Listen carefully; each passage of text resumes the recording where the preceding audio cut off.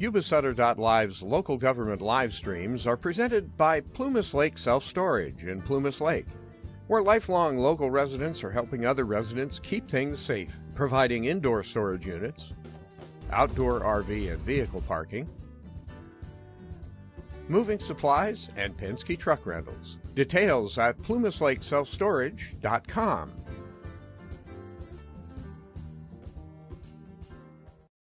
My hopes for our future leaders in the upcoming classes, and it was honestly a lot of fun. So this past 2 weeks, YC student body has been very active. We put on a rally for Mayor's Cup, which was glow in the dark theme, and we received the most student participation than any rally so far. This rally really got students into the honker spirit, which was then brought over to the game. Our student section was the largest since COVID, which led YC to a victory that night, with varsity winning with 42 points. I believe our high student engagement assisted with this win. Also, thank you for the board members who did come to the big game. To keep up this high student involvement, we've been hosting competitions during lunch. On Halloween, we had a Halloween costume contest. And the following Friday, we had a free throw competition to get honkers ready for the upcoming basketball season. Last Monday, we held a bubble ball tournament to further the student engagement. These competitions not only allow students to have fun at school, but also allow them to get points for their classes. We are finishing our canned food drive this week, with many classes donating a ton of cans for our community. Our seniors have been diligently finishing and submitting their college applications with hopes of being accepted to their dream schools. We are excited for the upcoming winter sports season, with soccer, basketball, wrestling, and sidelight basketball cheer, all prepping for the exciting season to come. Overall, YC is working really hard this fall semester and starting to prep for those winter finals. Is there any update on the online fundraising? Mr. Bentley, I chatted with him last week, and so he's hopefully be back in the office soon. Okay. To give you a report. Okay, sounds good. Thank you. I hope you all enjoy your night. Thank you. Thank you.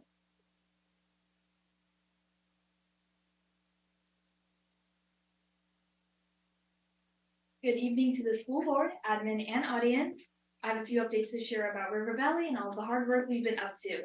First, to share some very good news. We're very proud of our varsity girls cross-country team for winning the CVC League Championships, and now they're progressing to CIF State, and they've become the first team in our school history to qualify for that. The meet will be in 2 weeks. And to recognize our varsity girls, they are Emma Tiara, Nevaeh Brown, April Anguiano, Autumn Bonds, Bella Rose Guerma, and Elise Hill. Another one for River Valley was our marching band. They went to the 53rd Santa Cruz Band Review, and they placed first in their division. We're really proud of all their hard work and accomplishments. Also, referring back to the district leadership event, it was such an amazing success. I had such a great time meeting with the elementary and middle school leaders and teaching them about communication etiquette along with Mia. I really hope they took a lot from that day and they can apply it to their schools and eventually when they come to River Valley and YC. As you may remember, one of our ideas for River Valley and our leadership this year was #give, and we've been demonstrating that recently in a lot of ways. We have our annual canned food drive, which is taking place right now, and it ends tomorrow. All of our meals donated will go to Mother Hubbard's Kitchen and to the families in need. RV is so grateful to all of our academic departments, our classes, and our clubs for taking the initiative, stepping up, and pledging meals to donate. Also, our Angel Tree is back, which helps provide Christmas gifts for children. It will end on December 8th, and I know many of our clubs and families participate in that. So we're excited to be able to make the Christmas for so many children and donate them gifts. And also, keeping up with #give, our River Valley ASB each month comes together and does community service. Last month we were at the Geek Pink October run, and we're finalizing our November service month. That's a tradition we hope carries on after we all leave high school and River Valley continues to do. With the semester ending, we're very busy and we hope to keep going strong, but I know right now we're all just waiting for Thanksgiving break. All right, that is all. Thank you so much. Have a good evening. Thank you. Moving forward to staff recognition.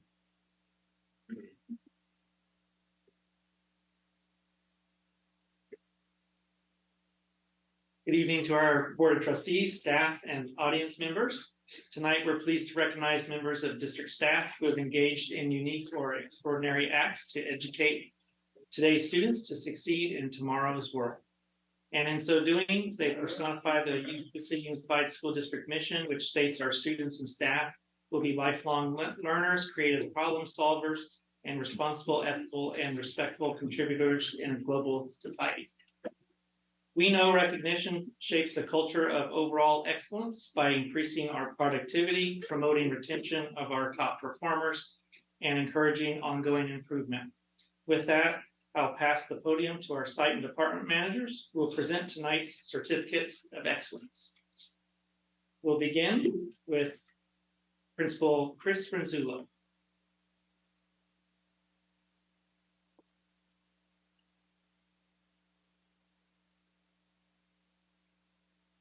Good evening, members of the board and in the audience. I'm Chris Renzel, the principal at Albert Powell High School. It is with great honor and privilege that I get to honor Elena Clark. Elena is the, what do you want to call it? The principal secretary. I've been secretary too. I need something, please get it. The list goes on and on. When I told the staff that I was going to put Elena up, there was not a single person that didn't say anything, but she's highly deserving of it. When it's a small school like it is, we still have to do everything. And Elena has to know everything because she has to also know what my job is because she has to make sure I'm doing it. She is my right-hand woman, and that school runs because of her. I know that. More often than not, teachers need more than they want to admit, and they know when they need support. They know who to turn to. It's not me. They turn to Elena because she's going to get it from me if they need it, or she knows what the codes are to put it in for the budget so they can get it. But there's nothing more than I can say other than I'm so grateful, Elena, to be able to do this for you because I know I tell you every day how much I appreciate you. But to be able to do it in front of our board and the other members of this, I'd like to say thank you so much.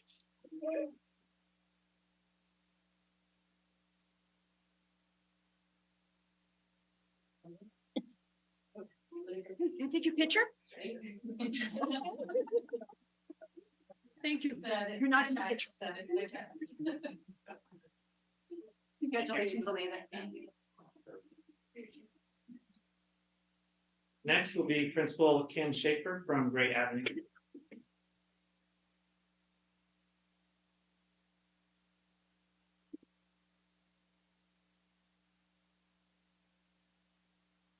All right, good evening, members of the board and cabinet, as well as our audience. I just have to say that I'm blessed to work at a school with so many passionate and dedicated educators and staff members. And tonight I'm excited to honor one of those amazing staff members, Lizette Salas.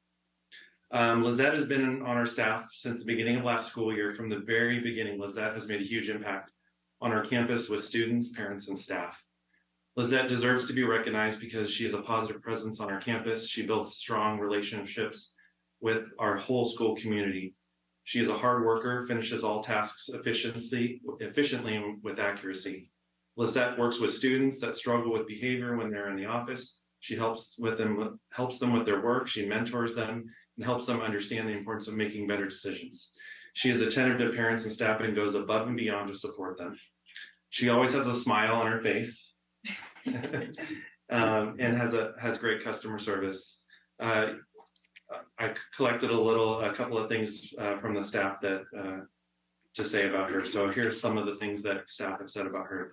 So she connects well with adults and students. I appreciate all the hard work she does. She deserves to be recognized, and she's excellent. This girl is fast, efficient, and very knowledgeable at what she does. She's always willing to help coworkers, knows each student that comes through the door, and has a great rapport with all of them. I see a bright and upcoming star. So with that said, I'm just beyond proud to have Lizette on our staff. She, from the beginning, has really just jumped right in and done an amazing job. And I am honored to be able to honor you here tonight. Congratulations.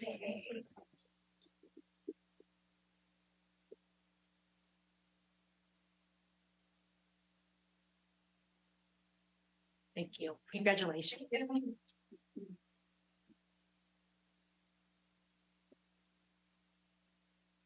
Moving right along is Fawn Yuba-Sutter, Director of Child Development Programs.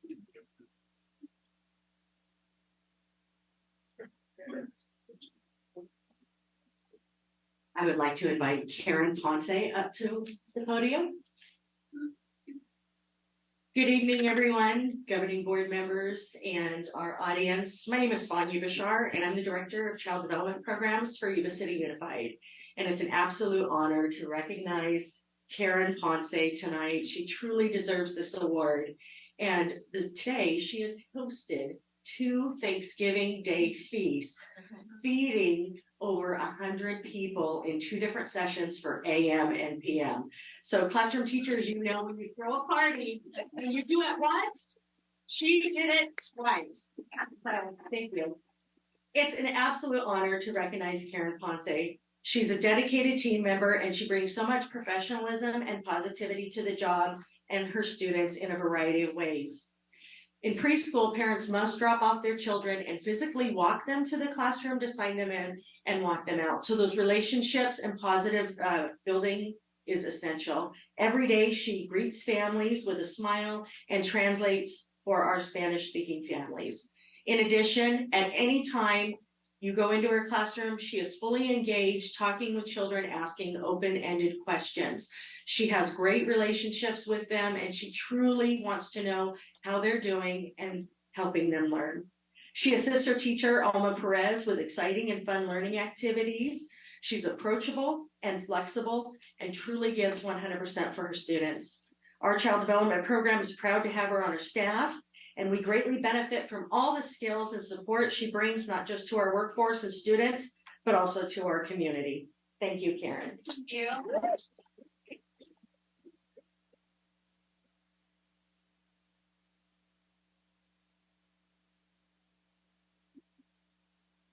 I have a picture of the 2 of you. Thank you. Thank you. I would now like to invite Griselda Soto, preschool teacher at Bridge Street, up to the podium.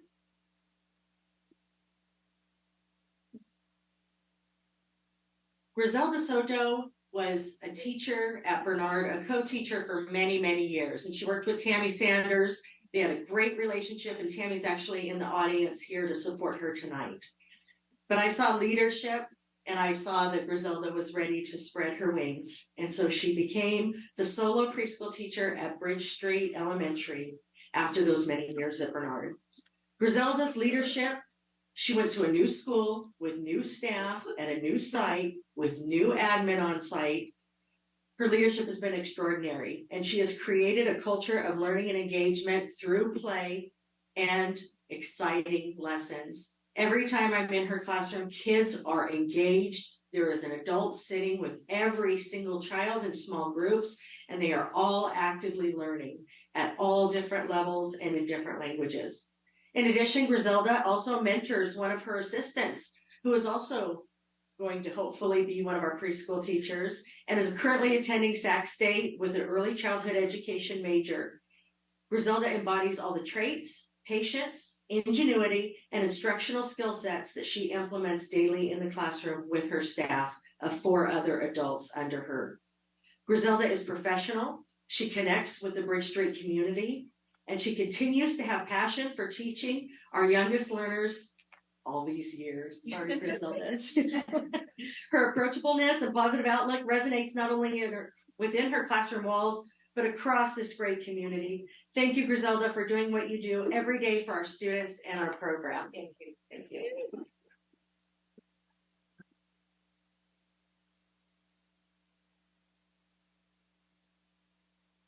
No speech. Thank you. Thank you. Thank you. Thank you for this opportunity.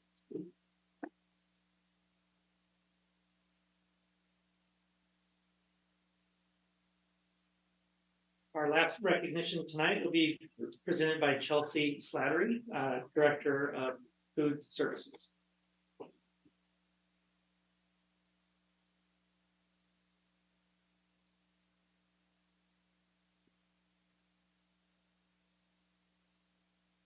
Good evening, members of the board. My name is Chelsea Slattery. I'm the Nutrition Services Director. It is my pleasure this evening to introduce Amon Preet-Chima. Amon has been an employee with the Yuba City Unified School District for 6 years. She's currently our data processing specialist technician in the Nutrition Services Department. She has a unique position in the department, and she's always very positive and professional. She's an integral team member of our team, and during our current software migration to a cloud-based system, she has taken on a very important time-sensitive task and done so with confidence and, most importantly, patience. So we thank Aman for her hard work and her dedication to the district and for helping us be successful, especially during this time, because it's been stressful for all of us, but she's handled it with ease. You know, there's days where I've walked in and said, do we need to postpone? And she goes, no, I got it. So thank you, Aman. We really appreciate you.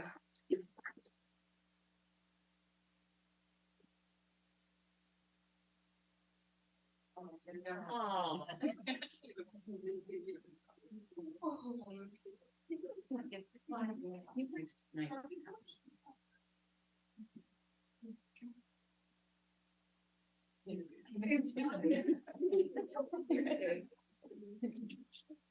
You ready? Thank you very much and congratulations. Thank you for this opportunity. Thank you. That concludes our staff recognition. Yes. Moving forward to reports and information. The first report on the agenda is Twin Rivers Charter Schools annual report, which I have a copy of. Yes, so thank you. If you recall, Yuba City Unified is the authorizer of charters in the community. One of them is Twin Rivers Charter. Part of the charter agreement is that our charters come and provide an update to the board on an annual basis. And so tonight we have one of the co-executive directors, just want to do tonight, Principal Olivehurst, who will be presenting information on behalf of Twin Rivers Charter. So welcome. Thank you. Hi, good evening. My name is Obi Leff. I'm a co-director and principal at Twin Rivers Charter School. My colleague and co-director, Chrissy Jolly, is up at Shady Creek with our students. And I am joined by our student services coordinator, Raj Deal. And we're happy to present our annual update. Our motto at Twin Rivers Charter is Learn for Life, and that represents a dual focus on academics and citizenship, and both elements are important elements of our vision of success. Our enrollment is up this year to nearly 500, and that's due to our TK expansion.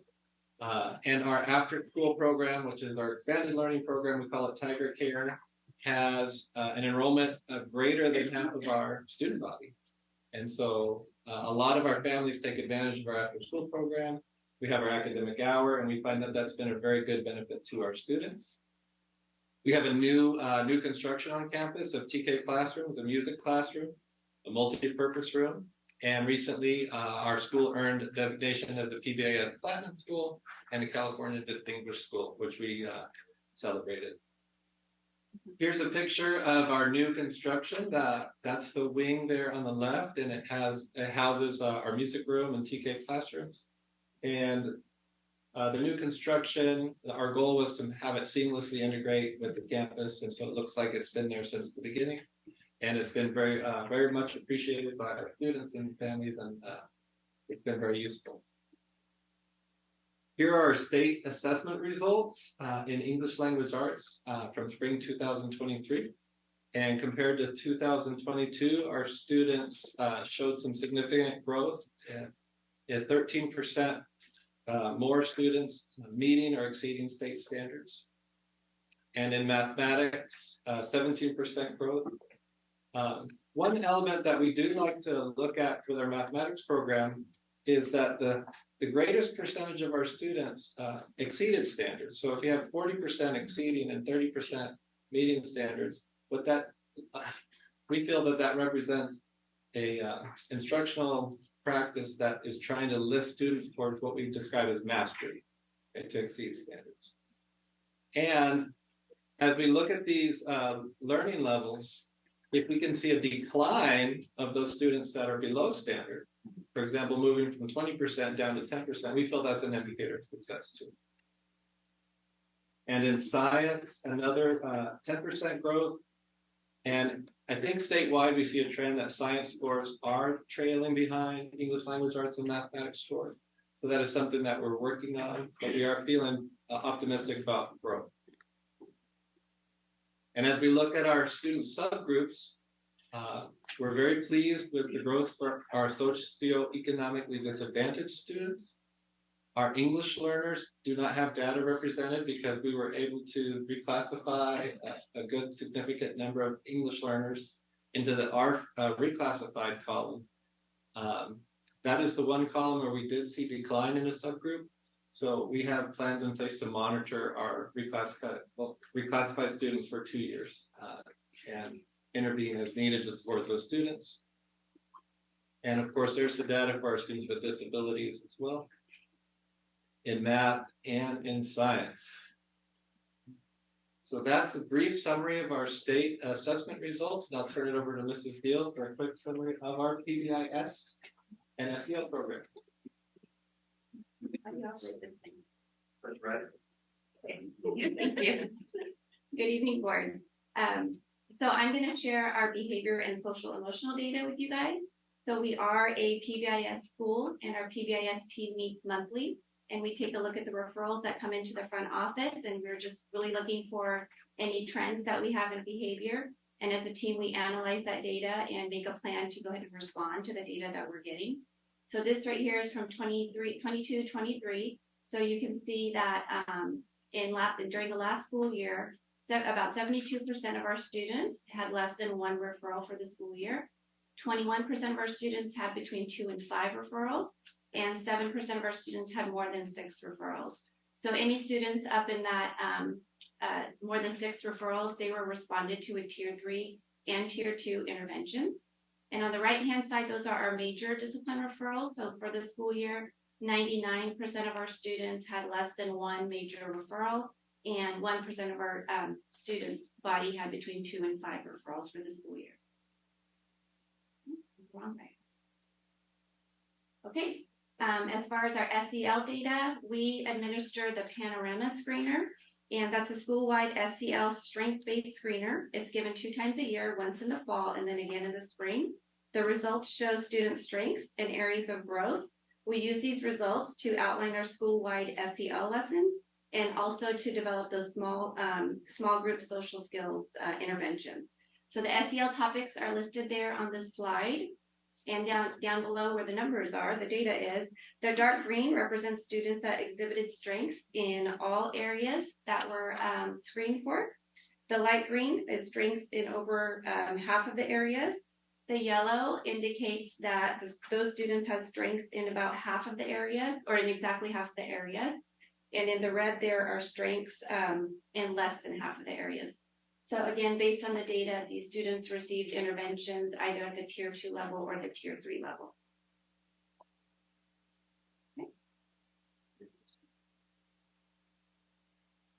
Okay. So a brief look at our academic results and then our socio-emotional and behavior progress. I think hopefully that highlights the dual focus on academic success and being productive and responsible, well-rounded citizens. So the last slide here shows some of our current initiatives that we have ongoing, including a professional learning community process. We utilize standards-based grading and learning, and we report academic habits separately. We feel that's really helped us to provide some targeted response on the academic side and also on the behavioral side. And then, of course, trying to create that well-rounded education. We have athletics and electives, strong visual and performing arts program, and our parent engagement with site council and PTO. So that's a quick summary of the Twin Rivers Charter School Tiger experience. And we just value our relationship with Yuba-Sutter Unified. Tino and Doreen, thank you for coming to our campus and spending some time with us. And we just hope to continue to work closely together. Jasmine, it's good to see you again, now in your neck of the woods. So if you have any questions, I'll address those. And we'll also just keep in touch with any updates we have for you. I would like to also share as the authorizing agency of Twin Rivers Charter, we are required to monitor their academic performance, their financial stability, and just make sure they're meeting the legal requirements. So one of our obligations is to go out and visit on a minimum and annual basis. So I'm happy to report that Twin Rivers Charter is in good standing. Any questions? Thank you. Thank you. Thank you. Moving forward, 10.2 is community resolutions. At the last board meeting, there was a resolution presented, and I asked whether the board wanted to have a discussion at a later point in time on an agenda about their stance on passing resolutions, hearing resolutions from the community. Is there anything you want to add? No, and again, I put it back on the agenda just as a topic for conversation for the board regarding community resolutions. In the past, this board has elected not to do that. One of the cautions that I want to report is that, you know, they come forward very often, and so the decision making, how a board, you will make the decision of what to acknowledge or not, would have to be outlined in writing, would be my suggestion. So I'm just needing direction from you all. That would be my suggestion, well, that there be bylaw about what the process would be for that, so that it's not arbitrary. So I don't know if anyone else has any concerns, questions, comments. Well, before I ask any questions, can I just ask what the result of this, like if we pass this resolution, right? What would that mean? So if you pass, if we write the resolution, which we're just having a conversation. Right, so if in fact, you would have to approve a bylaw that would outline the criteria by which community resolutions would be reviewed, and then a decision of how those would be brought forward. I'm sorry, my question wasn't clear. The community resolution, what would be a community saying we would like a special recognition. What does that recognition look like? So generally, it's in the format of a statement that the board puts together to acknowledge that community agency or organization, based upon whether it's a special celebration for the month, for the week, in celebration of an event at a community agency. So there's a variety of different types of resolutions that come forward. So apart from, handing them a piece of paper. It's basically a recognition and a sign of support by this governing board in terms of that agency or event. I know, I'm sorry, I must sound like a kindergartner, but what does that support look like? It's just basically in terms of a written declared statement. It's generally a printed copy that's handed to the community agency in recognition of whatever the resolution states. It is basically ceremonial. It is, right, it's basically ceremonial in nature. There's no actual action taken, I don't believe. Okay, so then if it's just, then let me ask a question here. So if it's just ceremonial and it's a piece of paper, then why not print them all out and sign them if it means nothing? Well, I think that the acknowledgement in terms of your acknowledgement of the resolution and your support to whatever comes forward that the community is asking to be recognized. Okay. So it is symbolic, but you do have to take action recognizing whatever the resolution states. And so it at times can be an endorsement of the particular topic. Oh, okay.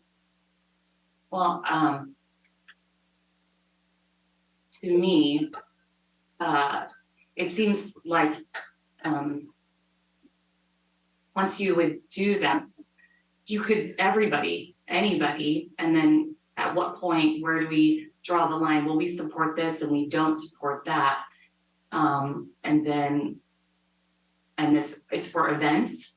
Well, it's still recognition of different celebrations within the community, acknowledgement of certain event that, things are designated as month of the blah, blah, blah, or the week of the, it's those types of resolutions that come forward. Okay. Like the last time, I think it was Heritage Month. Right. Asking to recognize that November as Sikh Heritage Month. So I don't think it means nothing. Like if we were to do a declaration or resolution, I think there's so power behind that. I don't think it means nothing when you're signing something like that. Does that make sense? Yeah, I mean, sort of, yeah. But there's nothing else behind it aside from our acknowledgement and support. Acknowledgement, support, and the sticking point I have with it is that it could open up and everybody and anybody, and then we're spending. I think that's a where whole lot when of we time. write a bylaw that defines the criterion by which we determine, I think that's where your sticking point would be. Right, so then we would have to come up with that, and how would we, and then by including certain ones and not including others, and then you have the instance of, well, it is Sikh, I'm sorry, I don't wanna say it wrong, it was Sikh Heritage Month, right, but they get every month, you don't get just 1 month, like we appreciate you all, we appreciate all of our community every month of the year, and I know that is not that's not in debate here, but that's I think it could be, I think it would be it would be dangerous even so, and what's our opportunity cost? What do we win with that, aside from, like, we appreciate you, which we do. Is there a group we don't, or is there a community event we don't appreciate? I don't know. It seems a little like we might be getting deep into the mire. And that's my share of the beach ball. Any other comments? I would be open to seeing Trump bylaws. I would also. Right. Yeah, I'd be open to seeing bylaws as well, just to see what's there. Maybe we could see if there CSBA suggested or other districts with a. Yes, so I will do some research and present information to the board. There are, and I will acknowledge that there are some cautionary statements that will need to be made in terms of making sure that there's not any group that might feel cited or discriminated against. So I will pursue researching possible bylaws as well as make sure I run it by legal. Thank you. Moving forward to facilities financial presentation. Yes, so tonight we have with us Kathy Domenico from Capital Public Finance Group. See, I got it, Kathy. And so we, as you know, we are in a master facility planning process, and one of the questions that's come up regarding how are our facilities financed and what are some options. And so Kathy is working with us to explore opportunities and potential ways that our facilities now in the future can be financed. So I'm going to turn it over to Kathy. Thank you. I don't copy of that. Oh, you didn't mind. Thank you all for having me here tonight. I am, as Bree mentioned, I am with Capital Public Finance Group. We're a financial advisory firm exclusively for public agencies in California. And I live kind of down the road just in Marysville, and our office is there. We work with a lot of different types of local agencies, but our focus is on schools. So as you're as you're kind of taking action or getting prepared to take action on your facilities master planning process, and we'll talk about in a few moments, you have some upcoming actions that are going to be coming from before the board. We wanted to give you just an overview of facilities funding options. And I have to say, this is a workshop in itself. So we're going to just give you some high level information, and then we will come back to you as the master plan is developed and evolves and we hear some board priorities to actually start identifying facilities funding options that match what your priorities are and what your projects are. But we wanted to really start the conversation because it's a lot of information. It is quite dense, and the more you hear about it and familiarize yourself with it, the easier it is for you to make decisions in the long run. So again, I want to provide you just with this overview of capital funding, then go into how it's going to be incorporated into your facilities master plan. I'm going to call out one specific item related to an upcoming future action related to development funding that we want to give you a little bit more background on because it's going to be coming back to you for consideration and education in December. And then we'll go over the next steps. Just at a high level.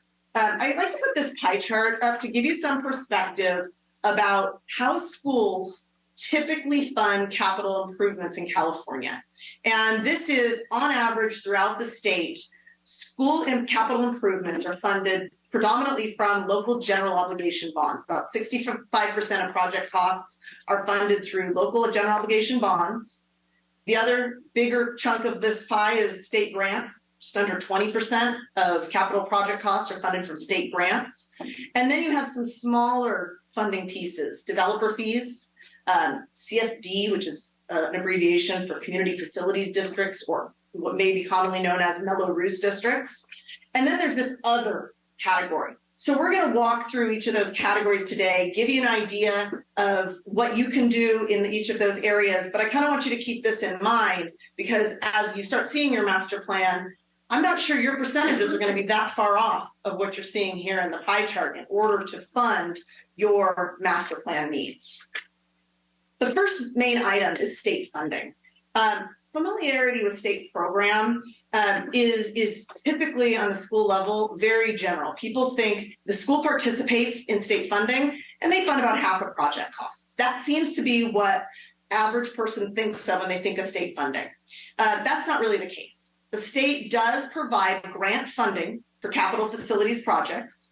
One of their programs is a new construction program, and it provides funding on a 50-50 basis, based on eligibility, not based on the actual project cost.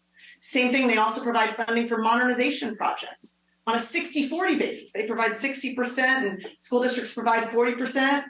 It's not 60% of the project cost, it's 60% of the eligibility amount. And I bring this up because I don't want you to have the misconception that the state is going to be really in the game and they're going to fund half of our project costs.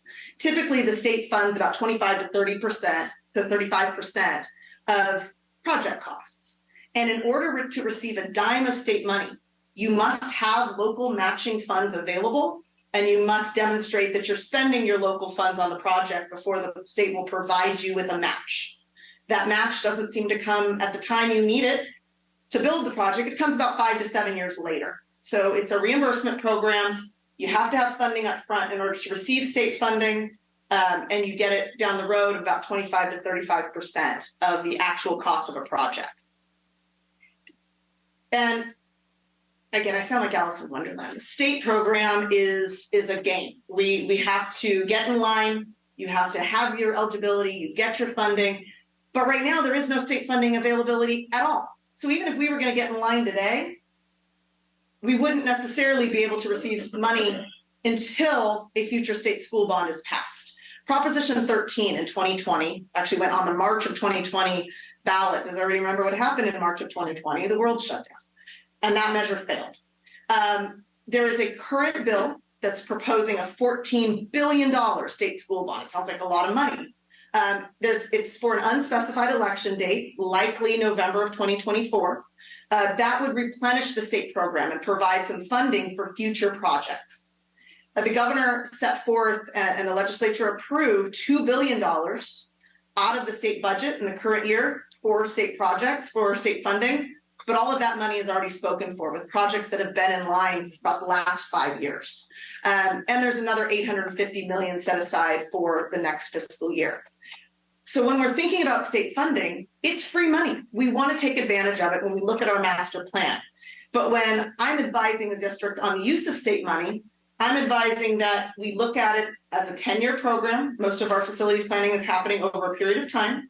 And it's money that we are going to take advantage of because it's free money, but it isn't necessarily going to fund your projects up front.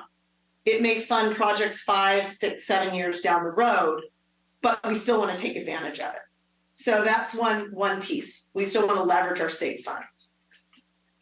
The next, and I want to capture some dollars. The district did actually have a lot of success in the early 2000s with state funding. You received about $47 million in new construction funding between 2002 and 2011, when there was a lot of new construction happening in the district, a lot of growth in the district. You also received about $24 million of modernization funding from 2002 to 2007. So again, these are large numbers. It's an important piece of your funding picture. Based on today's grant amounts, which are kind of summarized right here, the district could be eligible for about 40 to 50 million in modernization funding for future projects. So that's kind of a nice chunk of change. However, it doesn't come right away. And that's a challenge that we have in trying to implement our master plan. So we have to look to other funding sources that may be more readily available as you start to move forward with the construction and implementation process. One of those funding sources is from new development. You don't have the quantity of development that you had in the early 2000s, but there still is development coming online. Developer fees are fees that school districts are legally allowed to charge new development projects, new construction projects. So anytime a building permit is pulled for a new home or commercial facility, or even a remodel, as long as the remodel is more than 500 square feet. So you can charge these fees on development, but you must spend the money on capacity related improvements. If you're not building new schools, what's a capacity related improvement? Well, it could be the replacement of portable classrooms. And in a couple of weeks, the draft of a master plan is going to come to you with some prioritization. One of the things that's identified in the master plan as a potential project is the replacement of portable classrooms. So this would be a potential funding source for some portable classroom replacements. The district currently charges $4.08 per square foot of residential construction, so new homes, and 66 cents per square foot for commercial and industrial construction. That is below the state legal maximum. The state actually sets a maximum fee that you can charge, that school districts can charge. Currently, the district is charging below that maximum. And in early 2024, so either in January or February, the state will increase that amount for inflation. We are going to recommend coming back to you with a fee study to consider that could bring the district's developer fees up to the statutory maximum authorized by the state. So there will be a future consideration by the board, likely in February or March, depending on when the state actually does their approval, where you would actually consider increasing your developer fees. You're currently collecting about $225,000 a year. That's going to change depending on the pace of development. That's not really a consistent funding source. It changes based on the quantity and timing of development in the community. And there are a couple of projects that are coming online. There's another funding source that we kind of put in that development bucket. And this is blinking at me, so just, okay, it's okay. I want to make sure everybody else isn't distracted. There's another funding source that is in the development bucket, but if you remember that pie chart at the beginning, it's really its own category. It's called Community Facilities District Taxes or Bonds.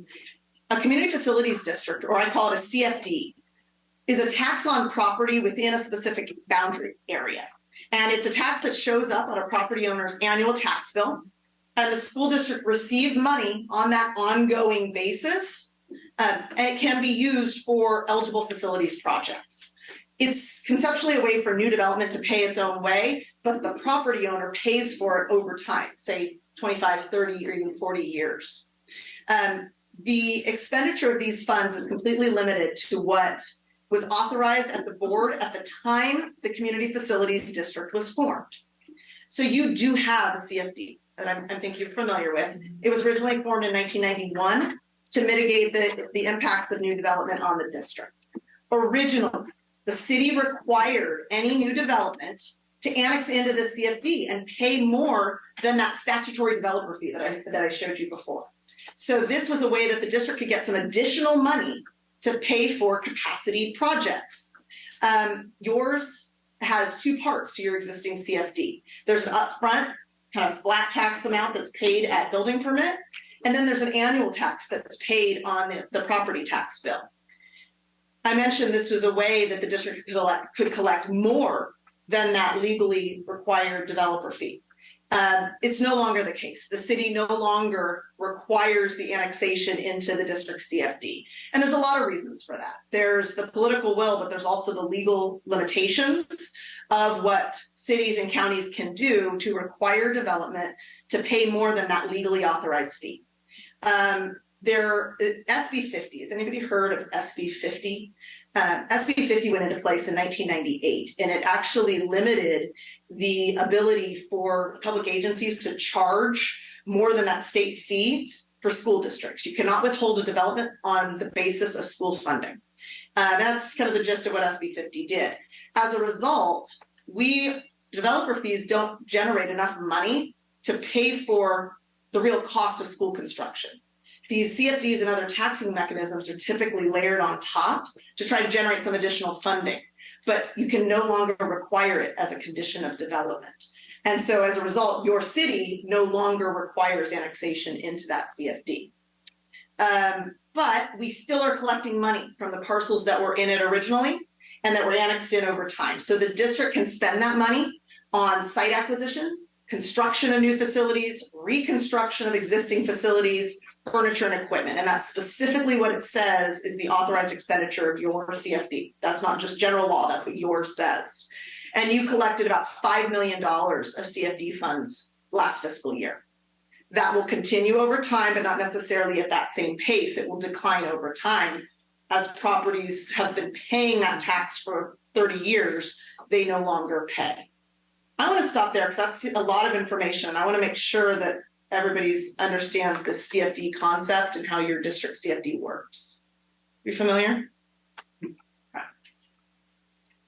So, since the city no longer requires development to join the existing CFD, developers are looking for other ways to pay for their developer fees. Developers don't really like to pay for these mitigation fees at the time of building permit. Frankly, it's the time they're cash poor. They have money over time as the homes are built. There are funding programs in place, statewide funding programs in place, that enable the developers to actually finance those fees, those developer fees, and have them repaid through future property taxes. One program that the city uses is called the SKIP program.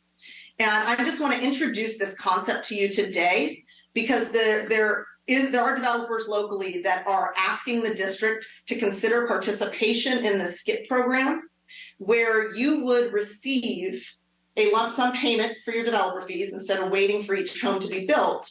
And in exchange, the developer would be able to finance their fees instead of having to pay for those fees at building permit when they're cash poor. So I want to introduce this concept. This current mitigation program would not provide any additional funding beyond that development fee, but it would provide you with a mechanism to negotiate an agreement with developers for some additional funding, especially if you have a master plan in place where they can see what your vision is, what you're trying to do.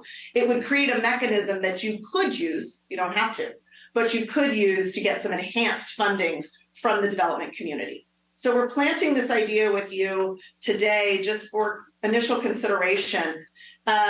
This a little bit more on the SKIP program. It is a statewide joint powers authority that authorizes this program.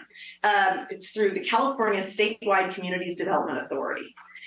They enable the developers to finance these. There is no cost to participate to the public agency. It is a pooled bond program. It achieves some economies of scale through the issuance. So it's more efficient than if you were going to form this kind of CFD on your own. And that's why the developers like it. They don't have to charge as much to actually take advantage of this type of program. If the district chooses to participate, we're not asking for that direction tonight. We're just wanting to highlight the idea. If you choose to participate, you must first join the JPA and authorize the use of SKIP program, and that's required at a public hearing. So you hold a public hearing and then you would consider whether you want to participate in the program.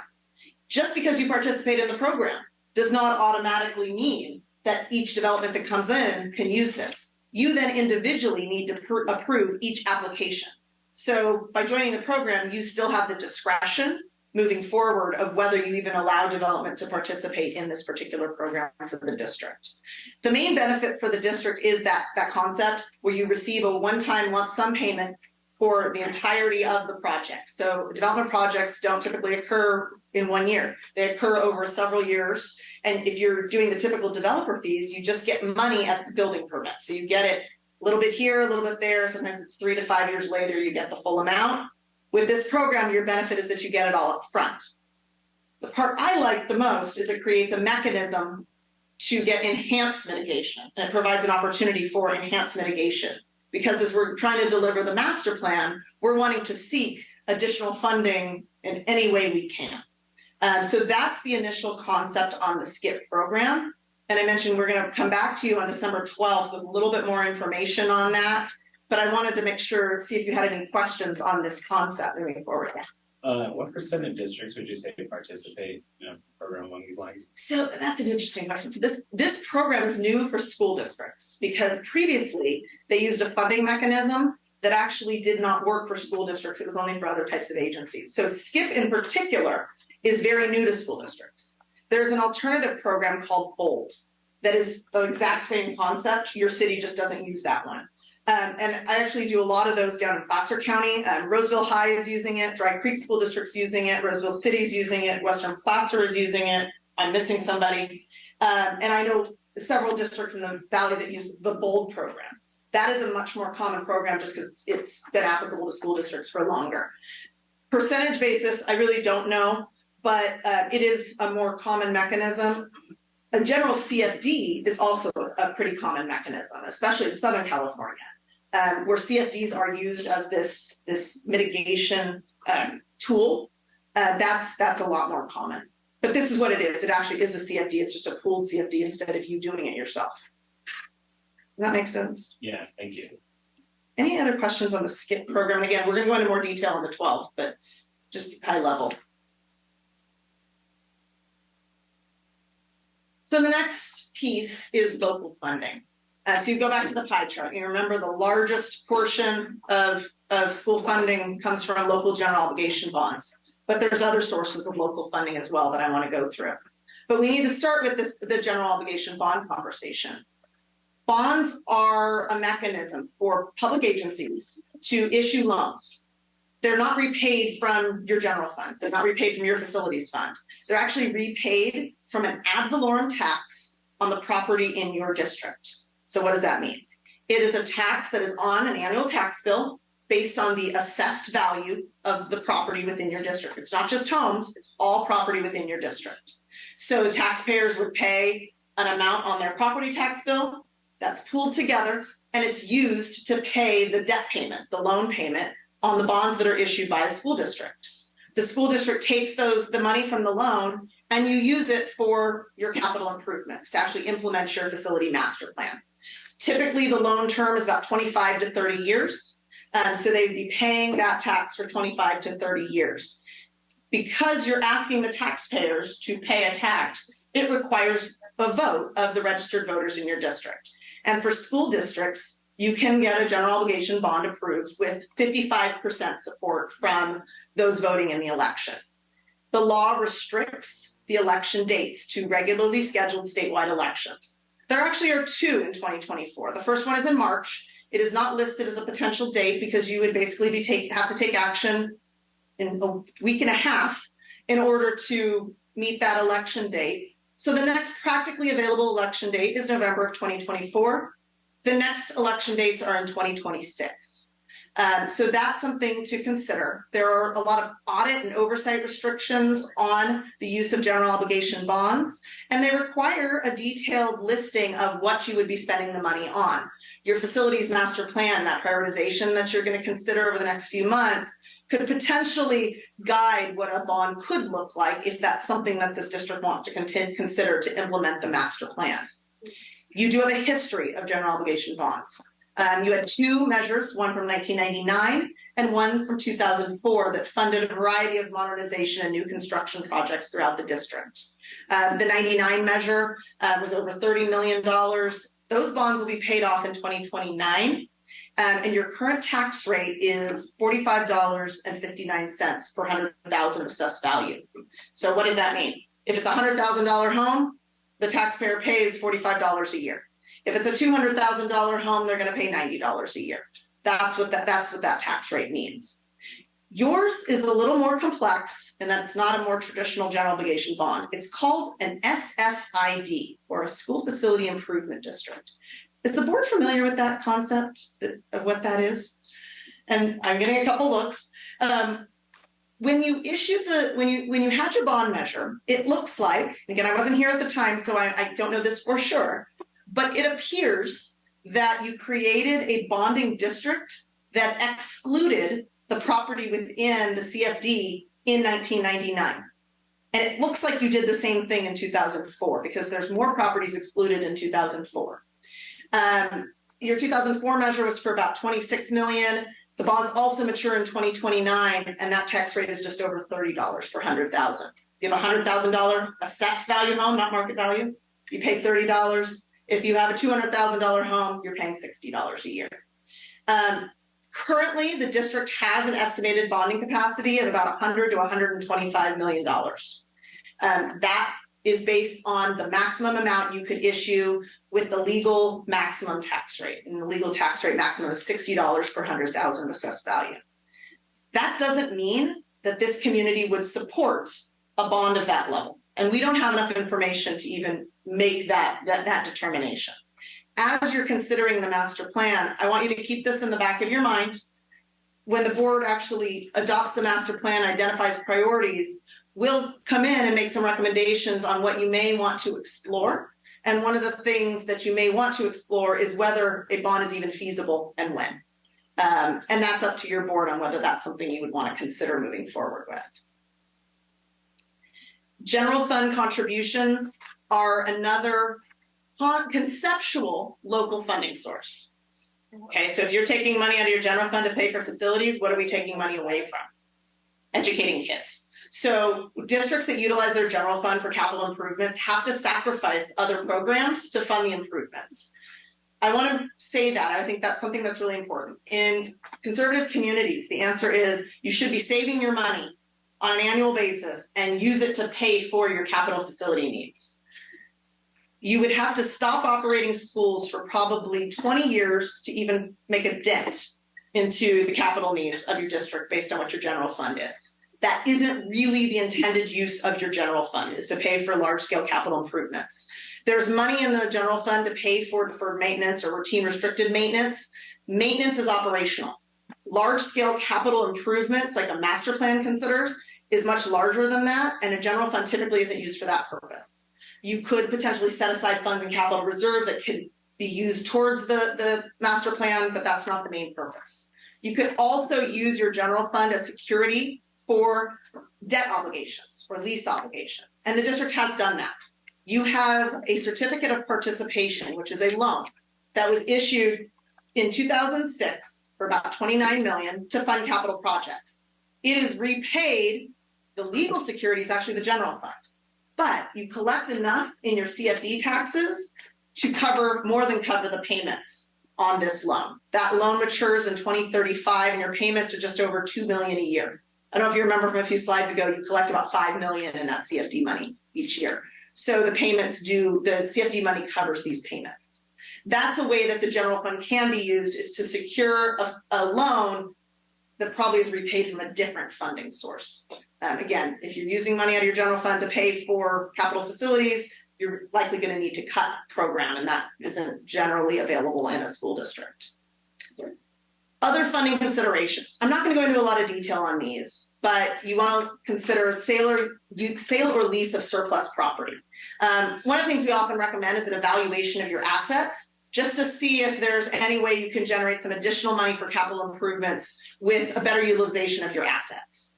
You could partner with other local agencies. You can look for grants beyond that state grant program, or you could partner with other nonprofits, businesses, school organizations, think city, county. There's other things you can do. We want to look, once you've had a chance to prioritize the projects that are identified in kind of the preliminary master plan, we'll have more advice for you on how these various funding sources could be applied to those projects. Without knowing what those projects are, it's a little hard to start identifying funding sources with projects. So your master plan is going to identify modernization and school enhancements that are going to support modern curriculum. As school facilities age, the buildings themselves don't necessarily support the curriculum that you're trying to offer at the district. So your master plan is looking at both these modernization needs and these enhancements to support your current curriculum. The cost of the master plan projects is going to be very high. The cost of school construction in California is high. Everybody gets sticker shock, and it's getting worse by the minute. School construction costs increased by 23% 2 years ago, 17% a year ago, and they're on pace for over 9% this year. That's just on an index. That's not even in reality. These costs just keep going up. You're going to have sticker shock, I promise.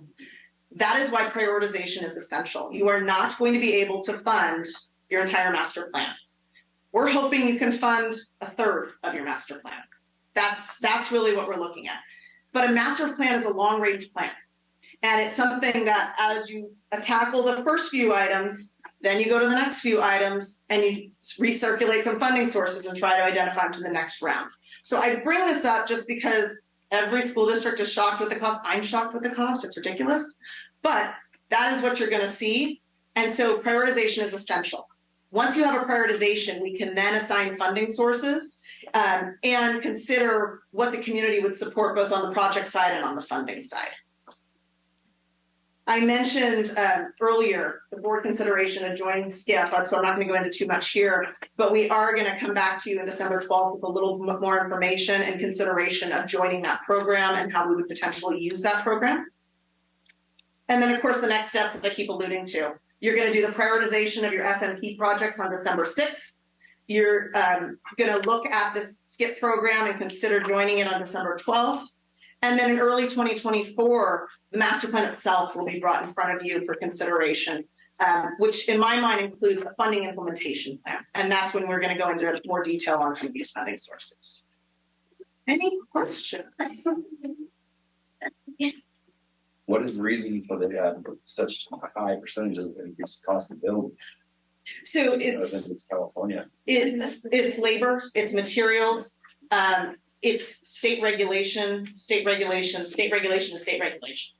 And I say it like that because sometimes we'll do a workshop on just school funding or school construction requirements in California. And there are so many restrictions on not just what you can build, but what has to go into doing the building. And I'm going to use a shade structure. People want to put in a shade structure? That's great. Put in a shade structure. It has a post that goes up. You then have to dig into the ground and secure it with concrete. Exact size, how far you go up, you have to go down. You're paying prevailing wage while you're doing that. And then you have to go through the alphabet soup of approvals. And all of that just adds to the construction cost. I also have to say contractors see public agency and they increase the cost. So you're building to a higher standard, but there's a increase in there from the contractors. So there are ways to mitigate that. So prevailing wages plus the contractor sees dollar signs. So it's shocking. It's shocking. It really is. I have a client in Rockland. They were just bidding out portables. We were estimating $650,000 for a portable, and I kept saying it'll never come in that high. That's ridiculous for a portable classroom. It's coming in at $948,000 for one portable classroom. Just perspective on that. There's a supply demand issue concern. There aren't a lot of vendors that do true portables anymore, and they're charging an astronomical amount. How many square feet?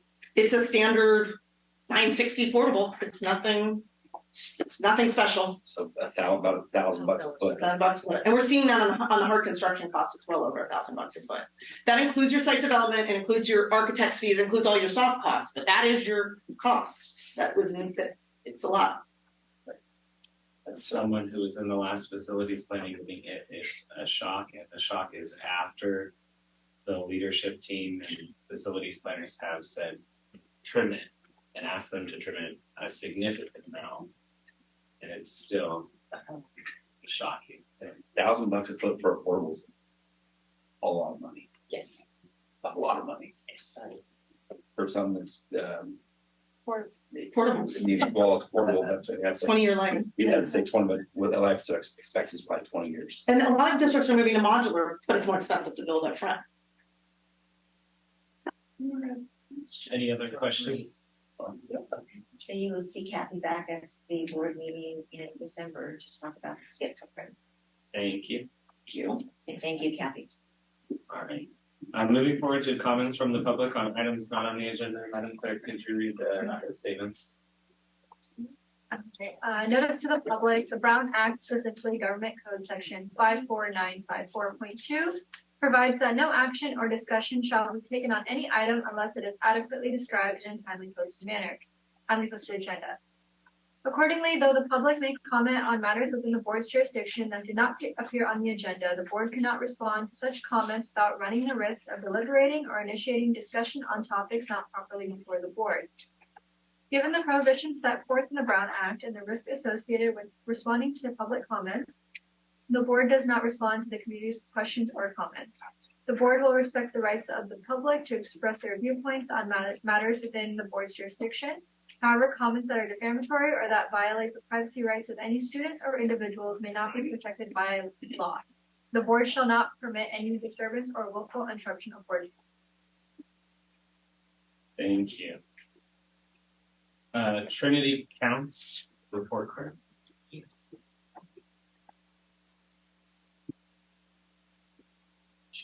I'm sorry. Hi, welcome. I'm coming to you as not just Trinity Counts, the math teacher, but also a mom of 2 high schoolers, the aunt of some junior hires, and a friend to many people who have students in the high school and middle world. We knew last year that progress reports were no longer going to be mailed home to students. I realize that the expectation is that parents look online to check grades. The reality is our community is changing. Parents do not check their emails, and if they check their email, in my personal opinion, they might overlook the email from their teacher. Our WASP panel last year, prior to the district deciding not to send home progress reports, was commended on the fact that we still sent home progress reports to our students because we have a high EL population and we have a high socioeconomic population. Many of those parents either cannot read the emails that come in. They are convoluted and junky whenever they come into the iPhone or onto the iPad or onto whatever device they are looking at them, or they just don't have access to it. Case in point, by the time our students would get a progress report at River Valley High School, because we are on the 4x4 block, parents would get this report card 2 to 3 weeks before the Q1 grades. Now parents are not getting anything but the quarter grade. On the flip side, for all of our other schools, they are on a semester system. There's typically 2 progress reports and then a semester grade. Parents will not have any notification in writing that is sent home until after winter break, whenever the grades are final. As teachers, we do the best we can. We email out.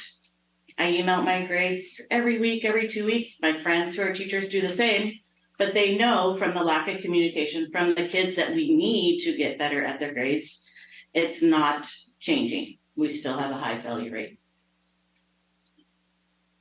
I get the most attention whenever I text my parent or call my parent. It's very hard to call a parent now with our new system for language. Add that in. By wrapping up, I would say that we return to our past practice of sending home progress reports and maybe even think about, I know some teachers might hate me, not sending home payroll stubs. We can check that on Escape. That is all. Thank you for your time. Thank you.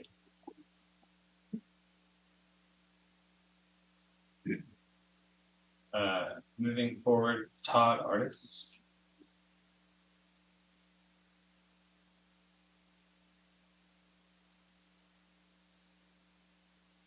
Hi folks, my name is Todd Artist. First off, I want to thank you guys for being here tonight and listening to our concerns and hearing our voices.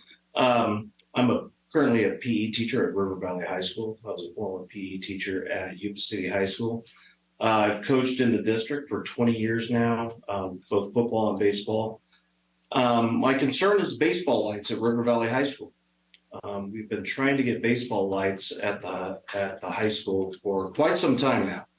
I submitted a quote back in 2008, and it kind of fell through. Didn't hear anything about it.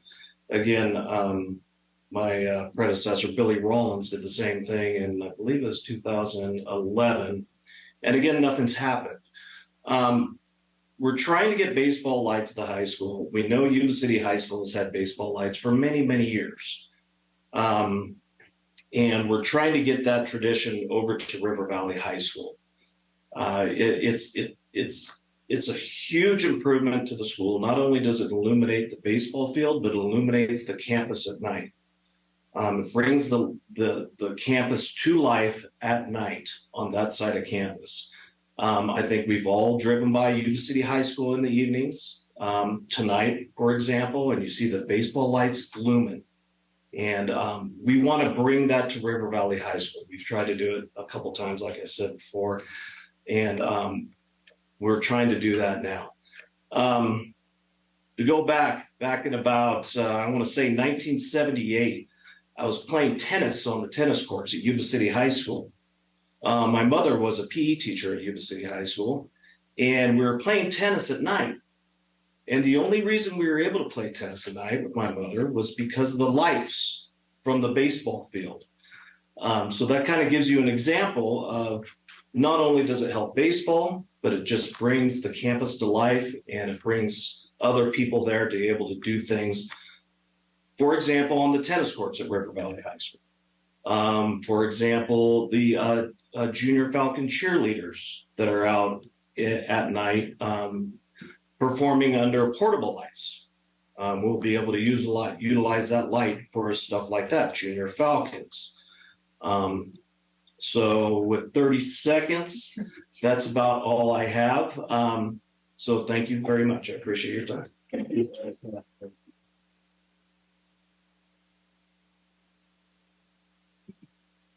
Please, Arlena.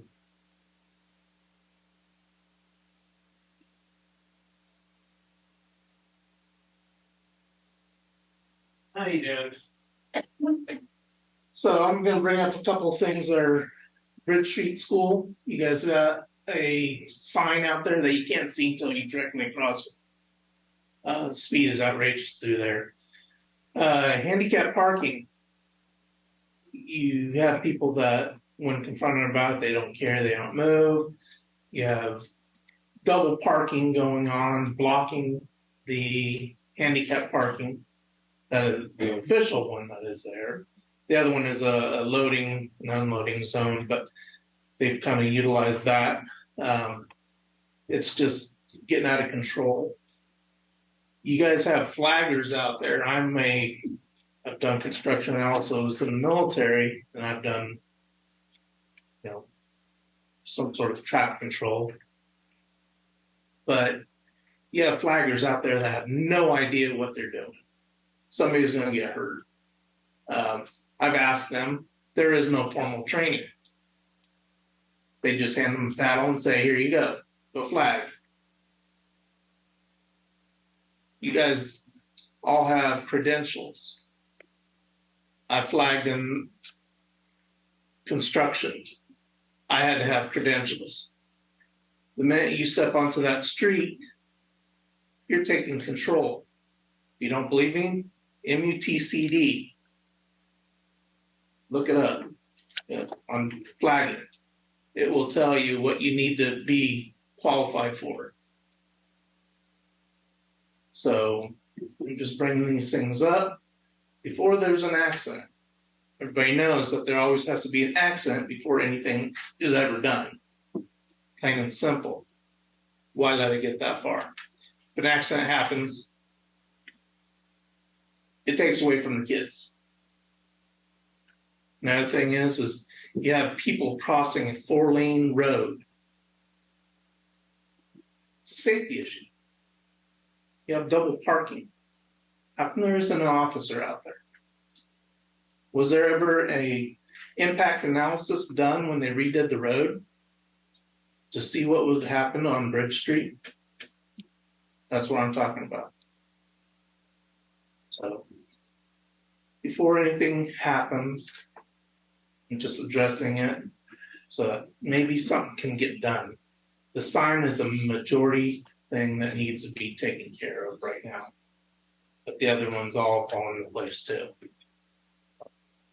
Have a good day. Thank you.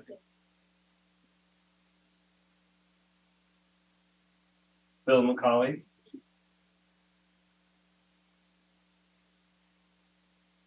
Hello, members of the board and cabinet. My name is Phil McCauley, athletic director of River Valley High School.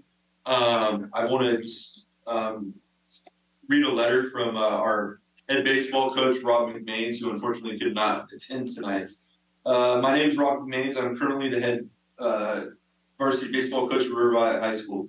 I apologize for not being able to attend tonight's meeting and speak regarding lighting for baseball softball field at school. I've been the head coach for the past 3 years. and an assistant coach for several years prior. I believe having lights on our fields would help in several ways. First, would allow parents to watch the kids play with greater ease, as they would not have to leave work to do so. This has been a factor in players coming to River Valley as well. With off-campus coaches, practice scheduling can be eased as well to allow us to have practices later if needed. I feel that with the addition of lights, it can help academically as well. This will allow students to take advantage of tutoring after school and even help them in class longer when night games are played.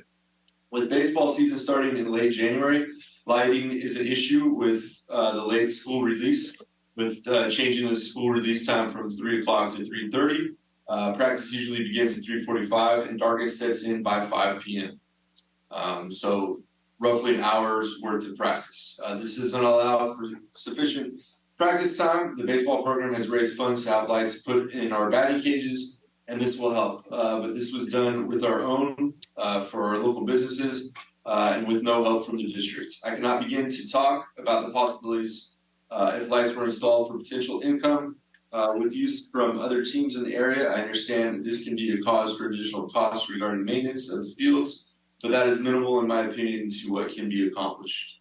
I feel that lights on our fields could help us attract more baseball players to River Valley and put us on a more level playing field with Yuba-Sutter High School. I'd like to thank you for your time in considering this major project. I do understand this would come at a very large financial cost to the district. Please feel free to contact me if any further information is needed. Rob McMahon's head baseball coach. And then with the remainder of my time, I'd just like to share a couple things too. Yes, super difficult, especially with daylight savings time the first month to have practice. I mean, you're talking about getting out at 3:45 to the field, and then it's dark at 5 o'clock. That puts us at a significant disadvantage to other schools within the district and in the region. Like Coach Artis said, when Robert Shimwell was here, we had many conversations about putting cell phone towers to help offset the cost of the lights. I don't know what happened with those conversations, but obviously that is still not there. So yeah, and my parents were both educators at Yuba-Sutter High School forever, and I always remember seeing lights at Yuba-Sutter High School. So thank you for your time. I appreciate it. Thanks, Joe. Thank you.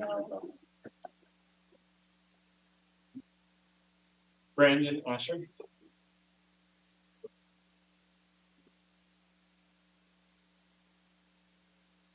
Hello, Ward. Thank you guys for having me. I just wanted to touch base with you. I've worked at River Valley from like 2007 to 2019.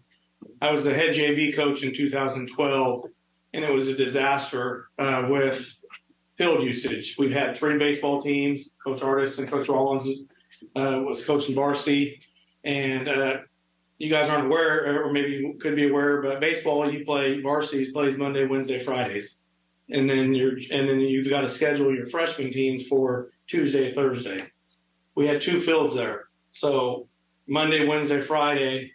If we're home, the JV kids can't, or the freshman kids can't practice whatsoever. Tuesday, Thursday, when the freshman kids have a home game, varsity can practice on one field, JV has nowhere to practice. We searched everywhere to find a place in River Valley to put another field. So I went to Tom Ruster, Phil. I worked heavily with Doreen, and we had a good relationship with the district. And we asked them, hey, we need to make some improvements. Can we work on some lights? And so I sat down in that dungeon at the old DO for 3 or 4 meetings. Doreen was there. I would love to sit down with this board for an hour and have a meeting, because I hate all these new faces. Nobody knows what went on. But I reached out to Dow Lewis. They donated $15,000. I reached out to the Junior Falcons. They donated $5,000. I personally put in $40,000. We put fencing around the ball fields. We put slats in because in the orchard, they would be disking and all the dust is coming in. So we put slats around that. My wife, myself, my kids spent 3 months putting those slats in. We raised the money to do all that kind of stuff. And in my opinion, we had an agreement with the district that we went out and we bought a scoreboard. Finally got a scoreboard. And if we raised all that we raised that and we bought the scoreboard, they would put it up for us. And with all that other in conversation, while they were running the wiring, that they would hardwire wiring up for our lights. So future, we could have the hardwire lights there so we could work on getting future lights in the future. This was back in 2013, 2014. When the project was done, school board came through, followed through with it, got our scoreboard up. There was some additional cost because the soil out there, and it got pretty expensive to put the scoreboard in. So I was told at that time the electrical was not ran for the lights. That was 10 years ago. And so I'm asking the board, we had a good relationship with the board, we raised money. I'm asking the board to consider, I don't know what financially, I'm running out of time. I could spend an hour on this. I'd love to sit down with you because I put my heart and soul into this. And like I said, I put a lot of money into it. Mrs. Lamb was there on site. She can tell you the transformation that was made on that baseball field and what we did. I know I got to get out of here, but I would love for the board to consider this because there's some businesses out there, including mine, that put in some money and it kind of fell short. And I was told, hey, this is still going to happen, but we got to put it aside. Some costs came up. I was fine with that. But there was an agreement, in my opinion, that was made with the district and myself and Dal Lewis and stuff like that, that things were going to get done. It's been 10 years. I'm not at the school anymore, but I'd love for the district and the school board to kind of consider it. I don't know where your budget is, but I think it's a huge priority. On one small note, I think it's about giving the kids at River Valley High School an opportunity. And I don't want to say Yuba City, River Valley, Yuba City, River Valley. I've been in this district now and been around. I don't feel like there's any bias at all. I feel like that baseball, softball, we can't have a freshman team for softball and baseball because there's not fields there and there's no way to put them. The only way we can put them, get back freshman softball, freshman baseball is to put in lights. We researched it. Like Phil said, we had cell towers willing to come in and make the payments, but the electrical wasn't ran, so it got put off. So those things were in motion. It's been 10 years now. I drove over here from my business, drove right by. It's the smallest season for high school sports right now, and all those lights are on at Yuba City High School, and they're out there playing practice and soccer. We don't have that opportunity. And it's not just baseball, and I'm talking about over there. Phil came to me. I paid for all the fencing around the school. The fields were wide open. You could walk in there during games. Little kids were running on the field. Dogs were running on the field. I paid Townsend Fencing to come in $17,000 and put all fencing around and close that in there. So there were steps made to better RV, but there's just not the area for, we have a school, I think it's at 2,000 kids now, and you can't have freshman baseball or freshman softball because there's nowhere for them to practice. Thank you. So if you guys could look into that, and I appreciate it. Thank you. Thank you.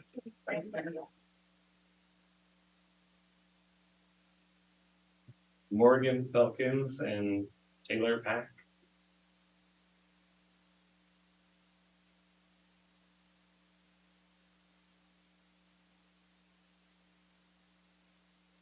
Hi, I am Taylor Pack and this is Morgan Falcons. We're the new varsity softball coaches at River Valley, and we would also like to talk to you guys about lights. Our program could really benefit from the use of lights due to an increase in interest of softball recently. We are looking to continue building River Valley softball program, which could use lights in a variety of ways. Lights would allow our practices to move back, giving our athletes time to fuel and prepare for practice after school. Athletes would also be able to spend more time in class and not have to miss their final classes due to warm-ups for games.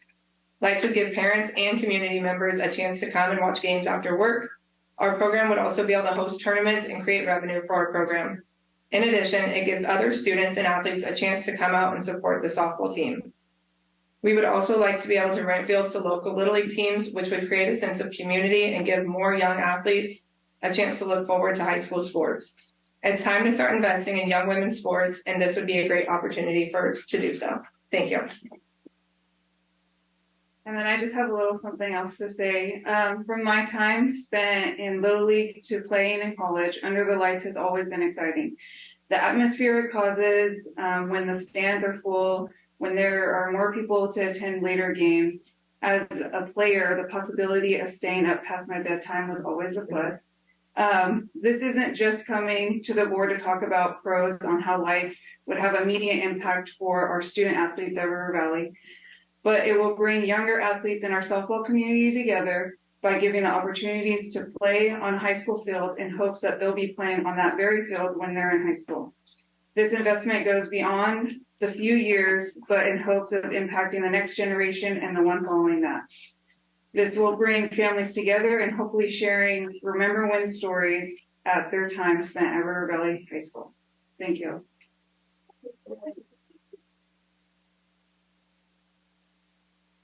We're running into the 20-minute mark on comments from the public on items not on the agenda. Our bylaws do say the president can, with consent of the board, extend that, and we do still have items, a couple more lights as well as the care moments. So I was just seeking the consent of the board to extend that time. Yes. Okay, so we're going to finish with our lights comments. Holton, I have no idea if I read that right. Williams. Sorry.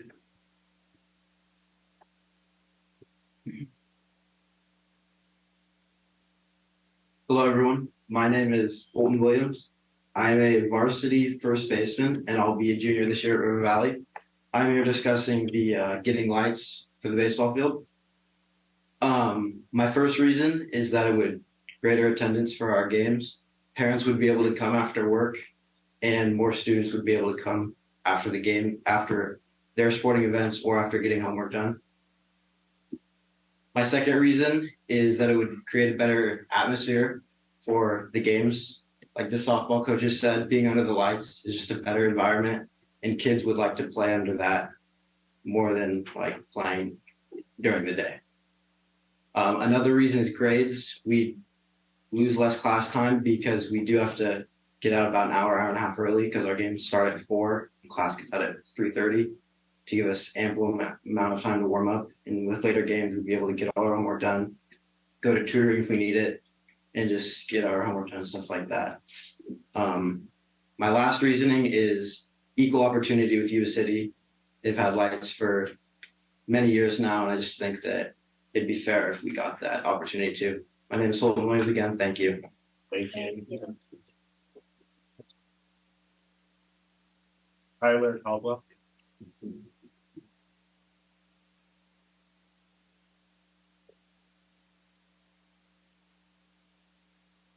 Hello, everyone. I'm Kyler Caldwell. I'm currently the head JV coach right now at River Valley High School. And the reason why we're pushing for lights too, not only is it definitely better to play under, but students getting out early, it's a huge fear for a lot of kids at the school because they're missing out on so much education. And with that block schedule, the hour-and-a-half classes, they're missing out on a lot. And if you're practicing right after school, the last thing you want to do is go home and put your head in a book. You're tired. So with the light, having the lights, it gives those kids a chance to study after school and get that work done and then come out and give us their best. And we don't have that right now. It's making a lot of kids shy away from playing the sport. And it's hurting the numbers. We got a lot of kids transferring out because they can't handle it. A lot of baseball players. And to me, that's hard as a coach to see that they're not leaving because they don't like the environment, they don't like the team, they love the kids, but they can't handle the workload. And that's a struggle. So that's all I got. Thank you. Thank you.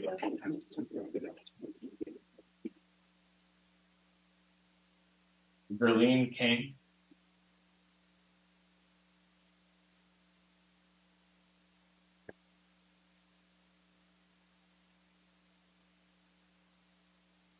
Good evening, members of the board. My name is Marie Baines, and I'm a senior at Yuba-Sutter High School.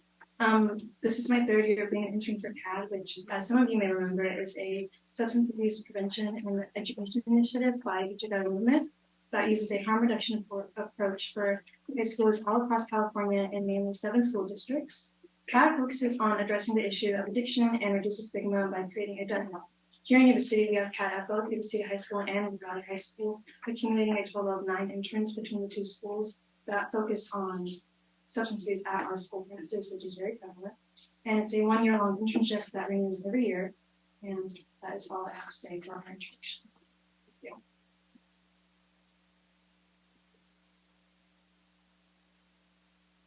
you.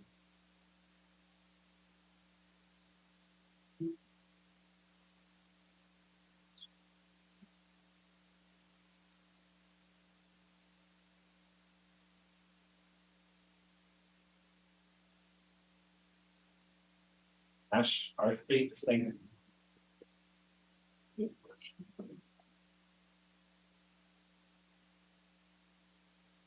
Greetings, school board. My name is Chandra Green-Edger, and I'm a 3rd-year CAD intern from River Valley High School. I'm honored to introduce year 3 of the CAD internship and present our work from the previous year. In the past academic year, we had many events at both high schools and in our community regarding substance abuse in Narcan.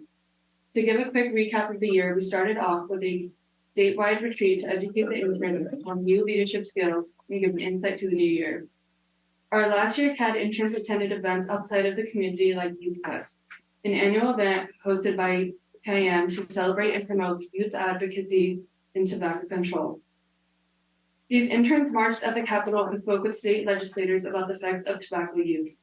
We also hosted many community events to bring awareness like our town hall, movie night, and park cleanup. As we are in the 3rd year of the program, our main focus has been about bringing Narcan policy to the school campuses. As we have met with the superintendent and principals previously, we're truly appreciative of school admin implementing and providing protection and safety for the students. With this, we would like to take it a step further. Going into our 3rd year of the program, our main focus and goals are for all teachers to be Narcan trained and to have Narcan kits available in all classrooms on the high school campuses. Thank you.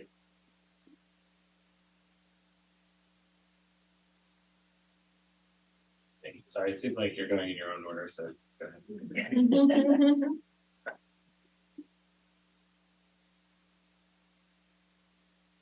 Greetings, my name is Lakpreet Dhillon and I am a senior at River Valley High School. Recently, we conducted a survey to learn from teachers about their experiences with Narcan. We asked teachers about their knowledge about fentanyl and Narcan and if they are Narcan trained or willing to do the training. This survey helped us understand how prepared and informed teachers are when it comes to addressing opioid emergencies in schools. We got a combined response from 84 teachers from both high schools. According to the results, most of the teachers are aware of what fentanyl is, along with what Narcan is and how it is used. About 37% of the teachers said that they do not know where Narcan is located on our campus. Those who do know, they say that it is in nurse's office, but they aren't able to point out exactly where it is in the office. So now I'd like to pass it on to my peer, Gurmeet.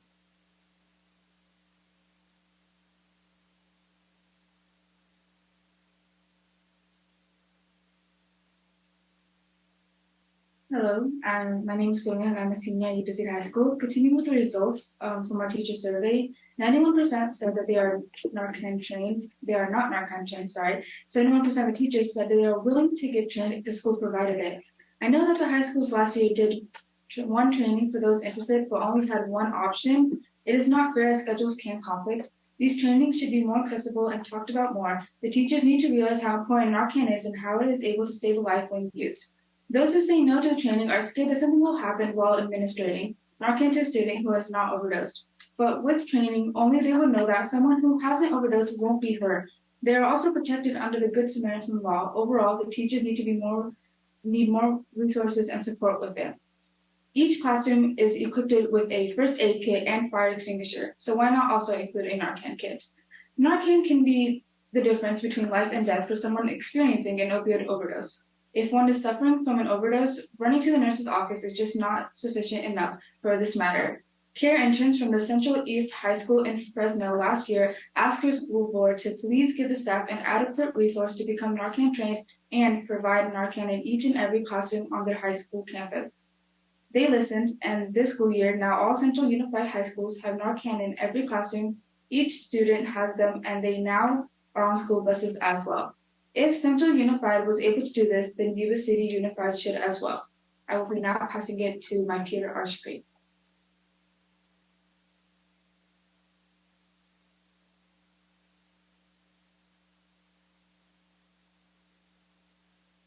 Hello everyone, my name is Arshpreet Sangha and I'm a senior at Yuba City High School. The future hope of implementing Narcan in every classroom is a proactive measure aimed at ensuring the safety and well-being of students in case of a potential overdose. It's a better safe than sorry approach to address the rising concerns of substance use and overdose among young students. We would like to thank the board for their time and listening to us. We really do hope that you will take what we said into consideration and help promote this change into candidates. Thank you. Last but not least, happy St. Heritage Month.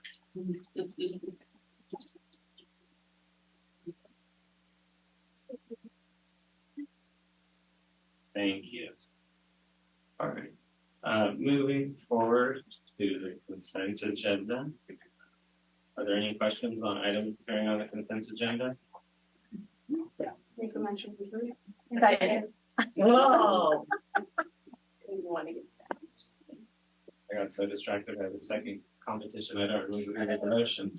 I made the motion. Thank you. On a motion by member Domi and a second by You can give it to yours. member Ciociola to approve the consent agenda. All those in favor? Aye.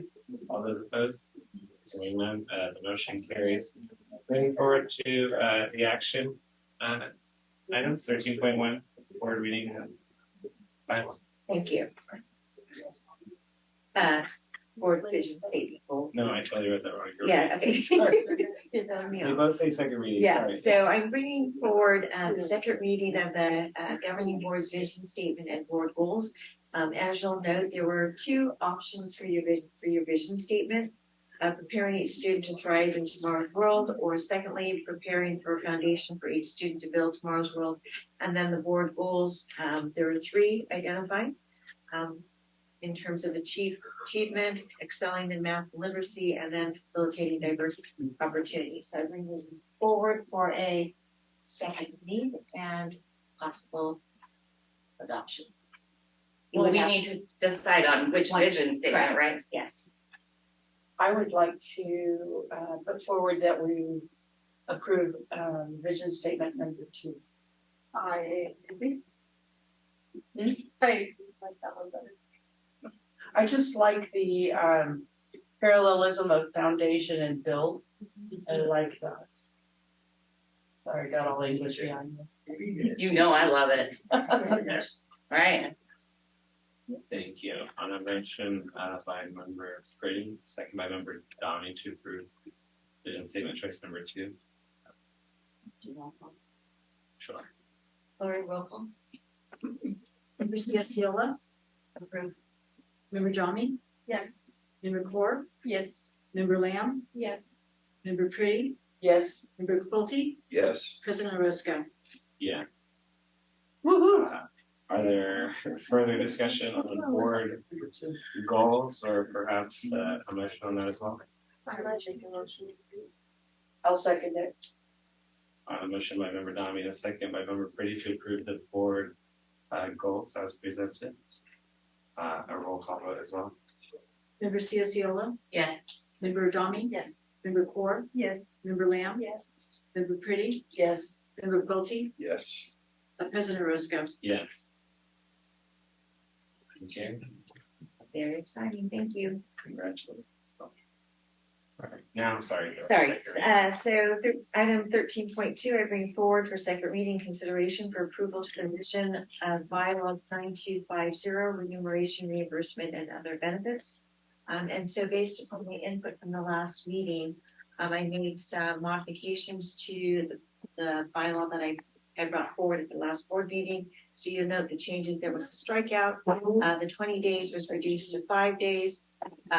And that a board member who was seeking remuneration to their employing district would do so in a public meeting for board approval. Is there any discussion on the bylaw? Yeah, so if I could just get a little clarification. So I understand fully. So this only applies to board members who are employed with another public school district, right? Correct. And as far as the remuneration, it helps that individual reclaim the day off, the personal day. Help me out. Give A me the- vacation day or Okay. something, like I have to take for the coming up conference. Okay. Too. Okay. Personal leave, sick leave. Personal leave. So, and when you take them, you're paid. No. No. You don't. So when you take a day off, I mean, you don't get paid. It comes off of my vacation. But Comes out of like sick days, whatever. the Right. days you have. okay, so stay with me here because you're employed and you get, just like we give teachers, all of our employees certain benefit, right? So when you take that, you take it for sick or personal. But so here's my question. But isn't this what we're doing right now? Personal? Like none of us work here. I'm not talking about the cabinet, but this is all personal time, right? I think the difference is that Ed Code allows for this to occur. And I think it is something that would be very well worth allowing our board members to be able to participate in things like the upcoming CSBA conference without loss of sick leave or personal time in their jobs. And the fact that if you don't work for a school district, I mean, maybe that's something that we could consider in the future, making an additional bylaw for so that somehow it could be recouped. If they're charged personal leave day or whatever from whatever job they're in.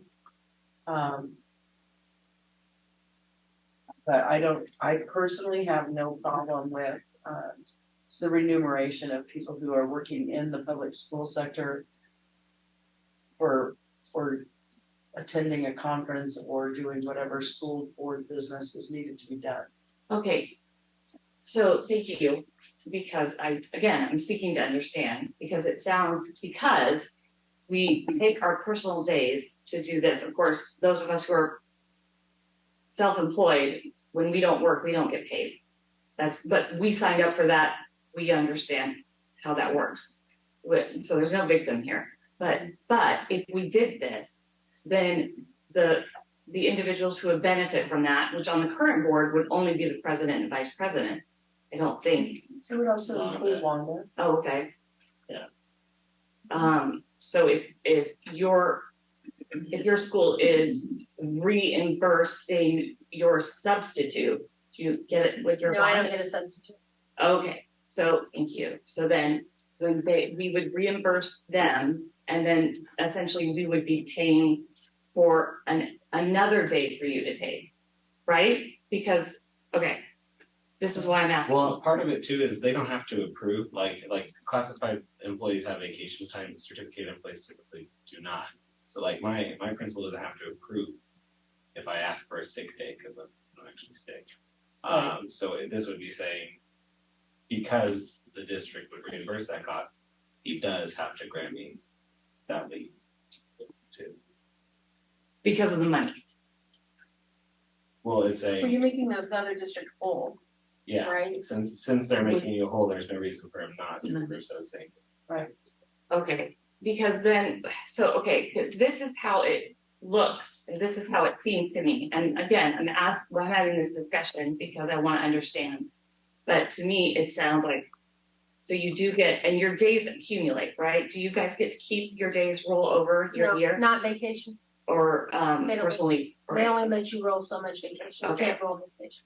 But regardless, you take a personal day, right? And you're paid for it if you have it, or etc. If we go through with this and we pay your district for the day upon approval, then you would be getting another day off, right? Well, because you're not working for your school district when you go to CSBA. right? You're not at work, right? It's basically you're not being docked for that day, correct? You're not being docked. Well, you're not being docked your personal day. You would get paid anyway as long as you have the days, right? Yes. You have the days, and I could take them, which you've done, right?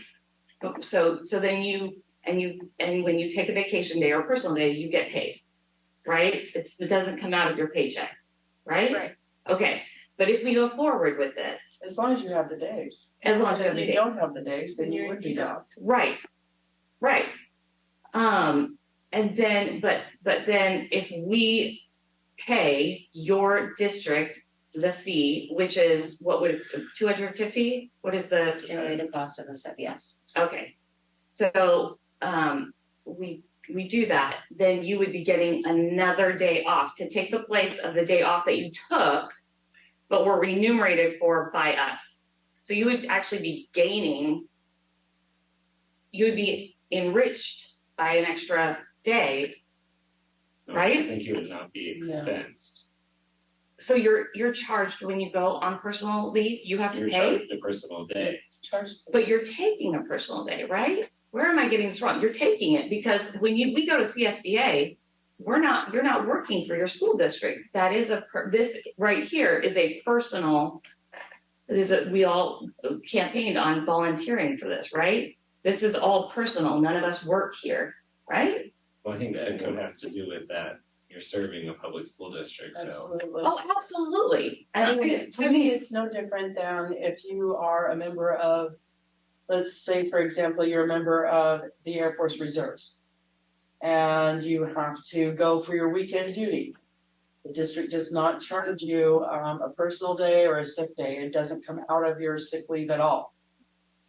Okay, so to me, it's public service is public service. I think if you work in a field where you have personal days or sick days, I don't care if it's in teaching or whatever, ed code just allows it for this.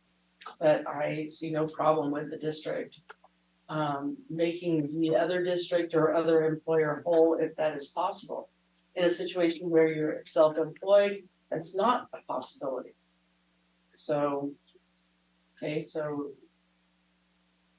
not all apples. I do that. It did bring up an interesting question on behalf of Member Lamb, though, because the concept is that we would be reimbursing for the substitute costs. Right, and I don't need a sub, so it wouldn't affect me really. Well, they should give you a day of leave, but their costs that they invoice the district for should be minimal, if anything.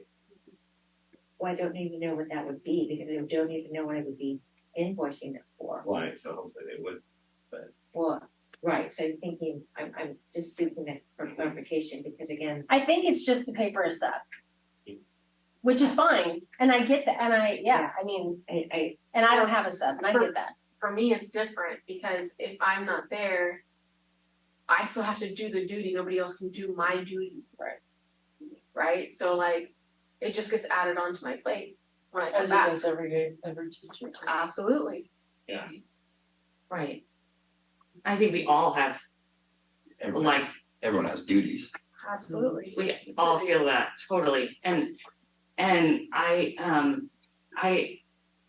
think a sticking point with me is that we are not employed by and it does come across how do I put it, like self-enriching, like we are voting on making ourselves more, giving ourselves more, which I don't want. I know the community doesn't need that. What do you call that? Oh man, all the words. So I understand that the ed code provides for it, which is a may do, not a must do. I understand, I prize and I value and I respect the work of every single person around this table. Like I said, the last meeting, we ran as public servants. This was a personal and not a job. And I know I feel like the heart of those around this table are that we serve, and it is a sacrifice. There is no value without sacrifice because we love education and we appreciate it. And I would just, but remunerating, which would only apply to the president and the vice president. I feel like. Well, I mean, I think there needs to be clarification. If it's a substitute, I don't think it would even apply to me. Well, the leave applies, it's just there wouldn't be a cost to reimburse it. If so, there's no cost to reimburse.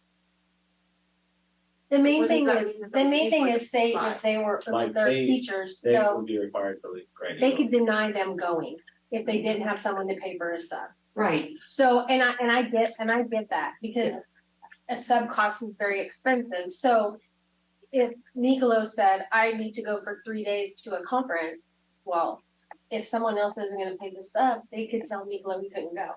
Well, yeah. So. Okay, so I feel like I understand that. I do think that raises a question because I do think that, because I can't control the other LEAs in terms of reimbursement or not, because this is really about reimbursement and no harm to the district that employs a board member. But the fact that there is no sub, so I may ask that this be postponed for the next, because there is two individuals on the board who are employed by LEAs who there is no sub cost. So But I wouldn't, personally, I wouldn't expect anything from me. Right, but And I get potentially, that. I think that the comment was that your LEA, your employing agency could deny your request to go. Yes. Theoretically, Yeah. without Well, reimbursement. But I think by the ed code, I mean, it just says for the actual administrative or what's the word, something costs. So if there are no administrative costs, there's But like if nothing to request reimbursement for. No, but if you're like but when you think of it as like the LEA, I have a contract. My contract says I have X amount of days, and if I am a unit member, right, my X amount of days shouldn't be any different than the next person's. Yeah, right. I'm just saying I can't control your LEA. No, I don't wanna be. And that's the point that I'm getting to, Doreen, is like, if this bylaw that YCUSD grants, that's not my LEA, my employing LEA, like how can you YCUSD dictate that Jasmine's gonna get an extra 5 days? And anybody else that's parallel to my position or in the same unit, they don't.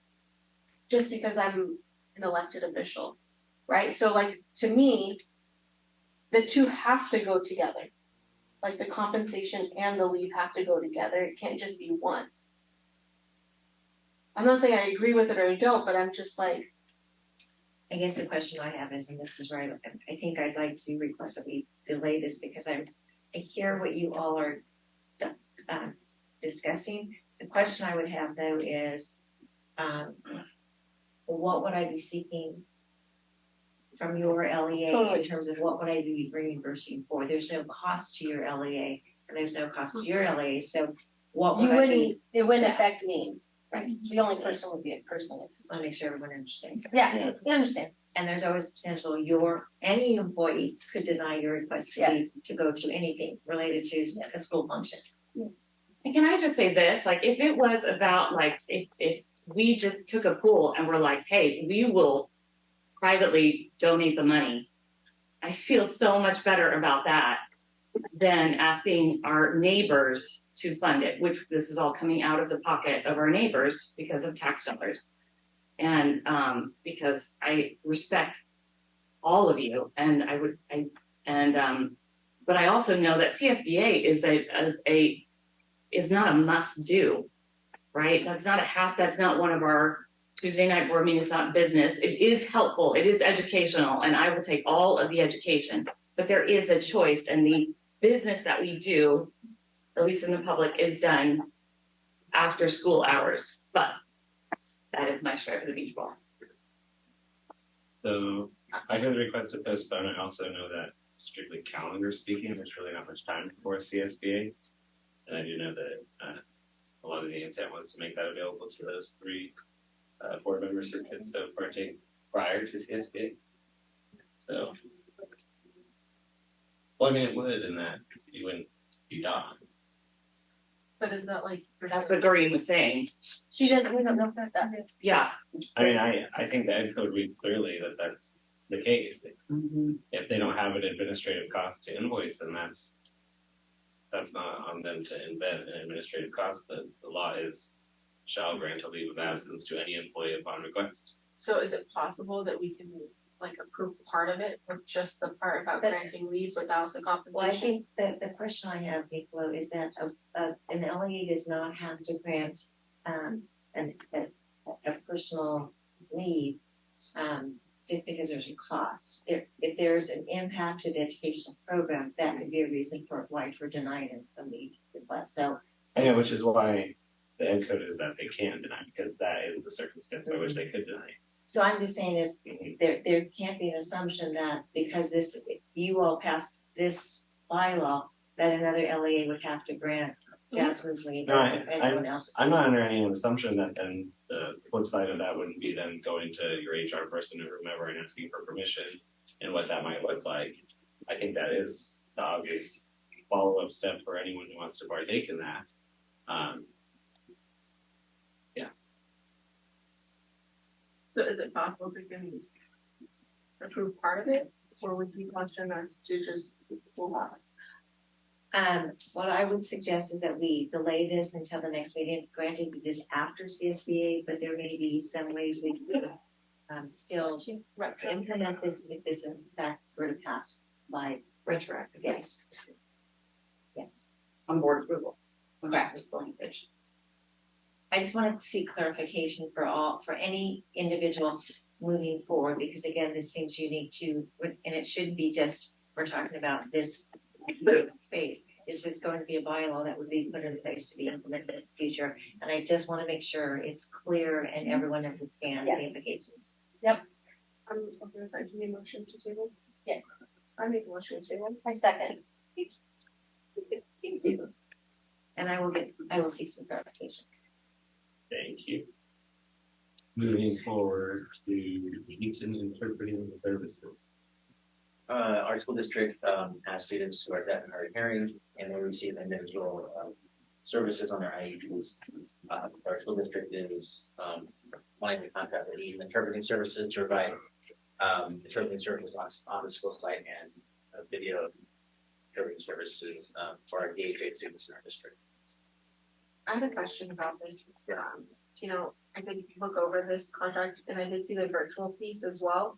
So walk me through this a little bit. So I know that the in-person interpreter, I know how that works, but the virtual piece, can you kind of give me like an example of how that's going to be implemented in classrooms?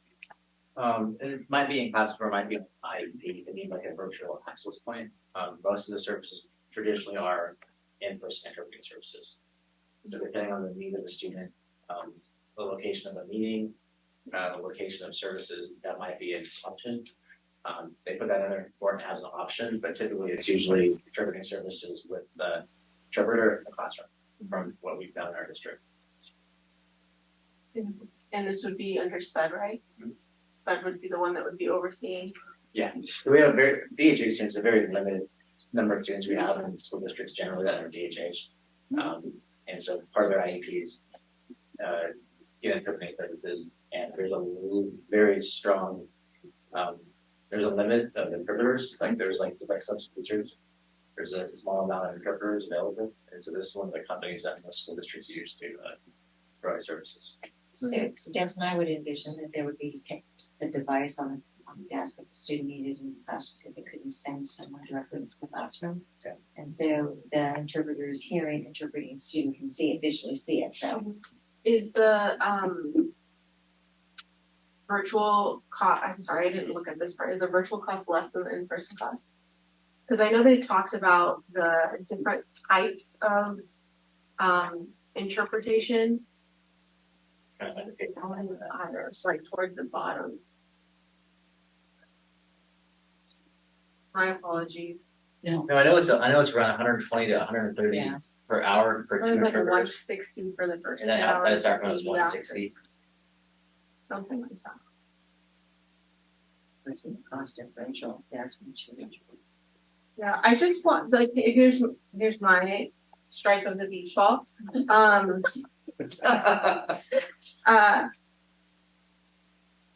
in my personal opinion, working with special needs students, I think that there's always a greater add benefit of having somebody in person, more so than virtual. However, with that being said, I know DHH services, their uniforms probably like albino uniforms. That being said, I just want to caution, or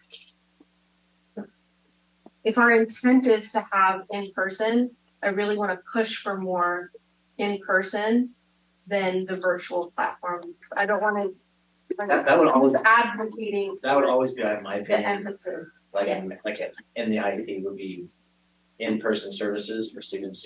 Because typically what you do for interpreters, you typically have 2 interpreters. You have to have one there the whole day, right? You want one there half the day, one there the other half of the day. For the online one, I think that would be a very rare case.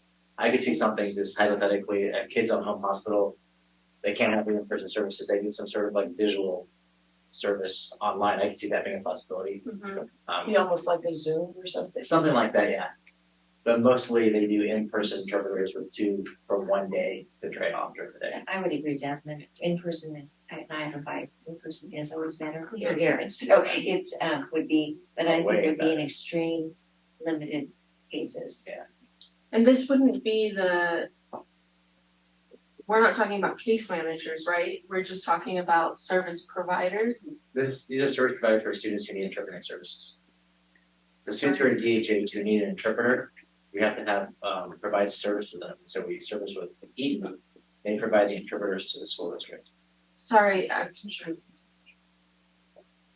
And then sometimes if we have to use, for example, we have an IEP, and if we have, let's say, parents who are part of parents, we'll need to pay for services for them to get in. Okay, we're good. Yeah. I won't get into the nitty gritty. It's all good. Make a motion to approve. Second. Motion by member Dami and a second by member Ciociola to approve 13.3 interpreting services. All those in favor? Aye. All those opposed? Hearing none, the motion carries. Oh, yes, I remember both the absent. I am reforming the cluster use first. Thank you. Who is the second? 13.4 expulsion. Second. On a motion by member Dami and a second by member Ciociola. All those in favor? Aye. Aye. All those opposed? Member Bolte is absent. The motion carries. Board reports, information, discussion. We had our final facilities master plan meeting of, what was that specific group of it called? I don't remember. It's the facility committee. Facility committee. Last Tuesday, yes. With district staff, the facilities folks, and a couple community members. Just going over site by site, all the plans laid out and the next steps, as you heard some of the next steps from the consultant this evening. And the numbers were big, like she said. So just some tough conversations ahead and lots of work to be done just to they'll break it all down pretty much better than I will, but they have broken it down very much like section by section. Like this is what it would take just to get Yuba-Sutter Unified ADA accessible. This is what it would take, so on and so forth. So we're going to have to go through that prioritization as she explained about which comes first. So that'll be coming forward on our December 6th study session. Yes, there'll be a special study session to the board regarding the FM, the facility management plan. And the goal would be is to bring this forward for an action item in January. So that's coming up. It is coming up. Any other reports or information? Oh, we have the government news on it. Hold that your notes. I did. It's the first time I brought them. Okay. So we had a government liaison meeting. We had officials from the city and I think city. City and county. City and county.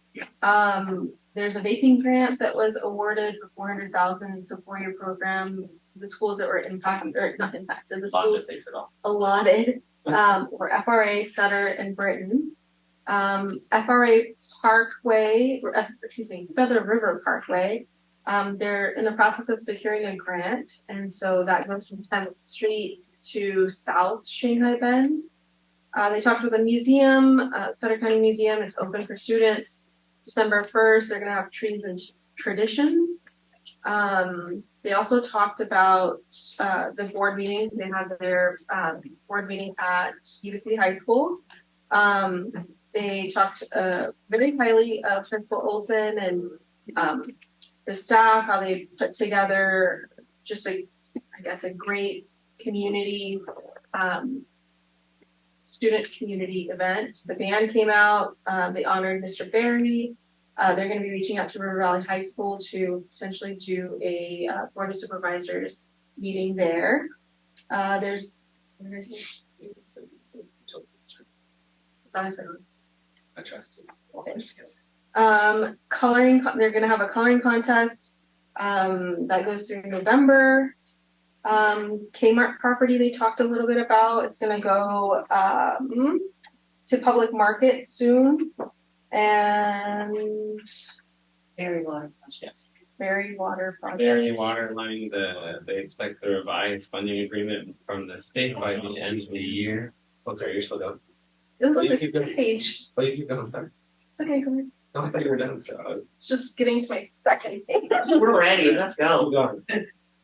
Because that was Mayor Harris. Former mayor. Former Mayor Harris. Yeah. I talked about the Berry School water line. It's going out to bid in January, February. They're going to start construction in May. Should take about 6 months. Then they talked about the Bridge Street widening project. Something about that. The ribbon cutting is 10 a.m. Yes, at that one. Lloyd Park. On November 28th. They're going to remove the crosswalk on Cooper on the eastern side. The Cooper and B. And B. I wrote that down too.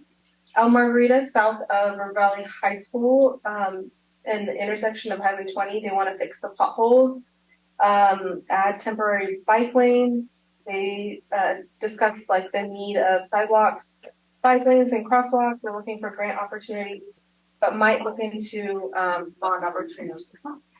Yeah, they're exploring their bonding specifically related. They have an ad hoc committee related primarily to the roads, and because their estimated cost just to keep them in the condition that they're in, which is not great condition, as we all know.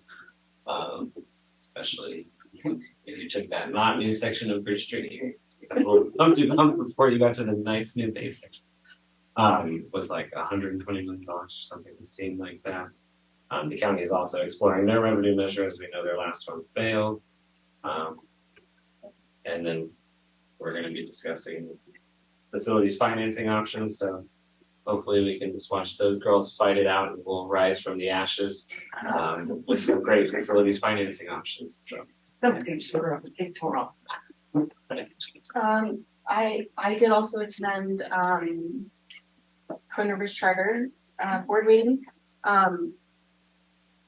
There's really nothing new to report. It's just standard. I got to hear the presentation twice.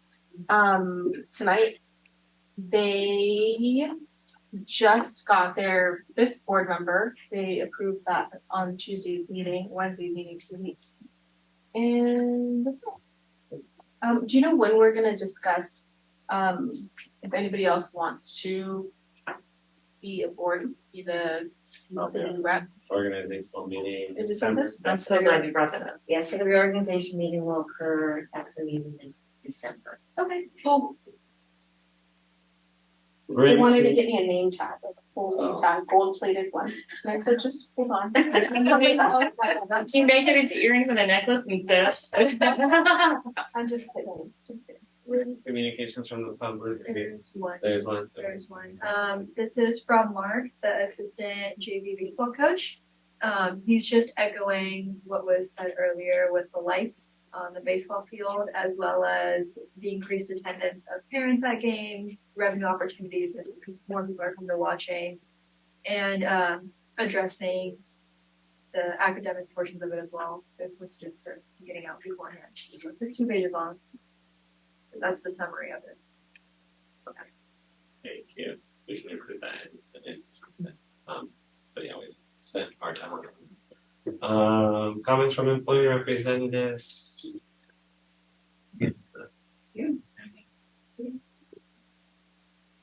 I didn't even see her then. She was right behind that. I know, the I whole was time. like trying to like see you guys. Hi, this has been a nice meeting. I'm Heather Fee. I am the vice president of YCTA. I was here for Dina, who then showed up, but she said she was still having talk tonight. So that's pretty awesome. So I'm going to keep it brief. In the spirit of this season, I have some things that I am thankful for, and I just wanted to share that. I added one as I was sitting here, so I wanted to thank Mia and Sumi. Thank you for helping put on that Fall into Leadership Festival for our younger students. I know they appreciated it. I have fifth graders who went and they had a blast. So thank you so much for doing that for our district. I would also just like to report out on a couple of partnership type events that I have been able to attend in the past month. So starting with the Exec Board Cabinet meeting, I would just like to thank everyone who was there at that meeting for your time and for hearing us and for listening to our concerns. I know that you listened to our concerns because we've had 2 follow-up meetings. We had the ELA PD meeting with Nick and Tabitha, which was not great attendance by staff, but I think it is a good opportunity to start something new. So we were heard, thank you, and listened to, and then we convened a committee to talk about an assessment plan for writing in grades K, I guess, through 8. And we had a very productive meeting. It was very well run and well organized by Nick and Tabitha. They listened and it was a very positive experience, and the people who were there are all excited to come back and do the next step. So thank you for that. Today, I had an opportunity to go to the math PT development committee meeting. I like to be on committees. And that was also a great experience. Same with Nick and Tabitha, a different mix of teachers, this time we had teachers representing from 1st through 12th grade, and just some good conversation about math and the upcoming math trip to Sylmar, the math conference at Sylmar. Finally, I just want to wrap up by saying this time of the year is a time where we're doing a lot of outreach for parents. It's parent-teacher conference time at the elementary level, and then progress reports are coming home from high school, so this is a good time for outreach, and we're doing our best to make sure that we are meeting with the families of our students and giving those opportunities to increase our partnership between schools and homes. Thank you guys for your time. I appreciate it. Thank you. I don't see Mercedes unless she's also hiding behind that podium very well. I think I saw her posting about being some training or something. Yeah, okay. Comments from board members? I just have one. When Ms. Counts brought up the fact that our kids are no longer getting report cards or progress reports or whatever you want to call those things these days, that they're not getting sent home, I was completely unaware of that. And having raised 3 very different children, if I had not gotten timely notification on one of them, I don't think he would have graduated high school, because I would not have been there to put the thumb down on it. So I would like for us to perhaps consider a discussion on this and maybe a revisit of sending those things home, because I do not believe, even though we live in a very technology-driven era, I don't believe a lot of parents, I think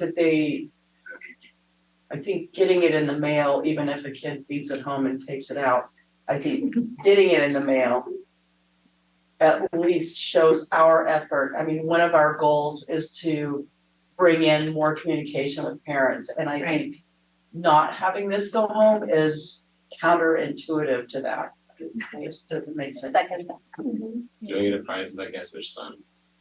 Yeah, I don't think I did. Shelley's like, I think everybody who knows my kids knows which one. I have more on boy and good sons. So now that's on the record. Now it's on the record. So that, They know that that's what I call them, and I Okay. many stories in my classroom days of I didn't moron say boy. exactly. you I'll bitch, leave it at moron that. boy. Oh, I was just gonna say, I had written a note regarding that same thing. And also having listened, I thought, I understand, 2023 and that texting seems to be the mode. But so I couldn't help but wonder with the electronic system of reporting that we have with teachers, if there is an interface that has some sort of automatic texting feature when there's a threshold that's reached. I would be shocked if there wasn't that already in the system. Although I do love, hey, I'm there too. It was just a question I had because, bells and whistles with all the programs, they're all out there. So it's just a question. I do know parents can sign up for a weekly digest Yeah, but and they're such not- things, but they all have to sign up and care to read them. It's an option. I can tell you a parent who can access Aries and use Aries can create a setting that says my child has below students, but the parents have to do it. And if parents aren't tech savvy, but it happens to parents where delivers they don't even know it. So I get that. I get so much stuff from parents where there was a funny meme that was like, I have quit my job to stay home full time and read the emails from my kid's school. And I totally understand it. But I do echo that. There is something important when it comes in the mail. And then if I could, I just wanted to make a comment with regards to the employee recognition. Something I've noticed is that in the spirit of Thanksgiving, I have to say, in the spirit of this month, I'm so grateful for all of our partners that work hard. But what I've what I've noticed is every single employee that gets up there looks like they wish they were invisible. Like nobody is like, thanks so much. Yes, thank you. Well, right? They're all like, what am I doing here? Right?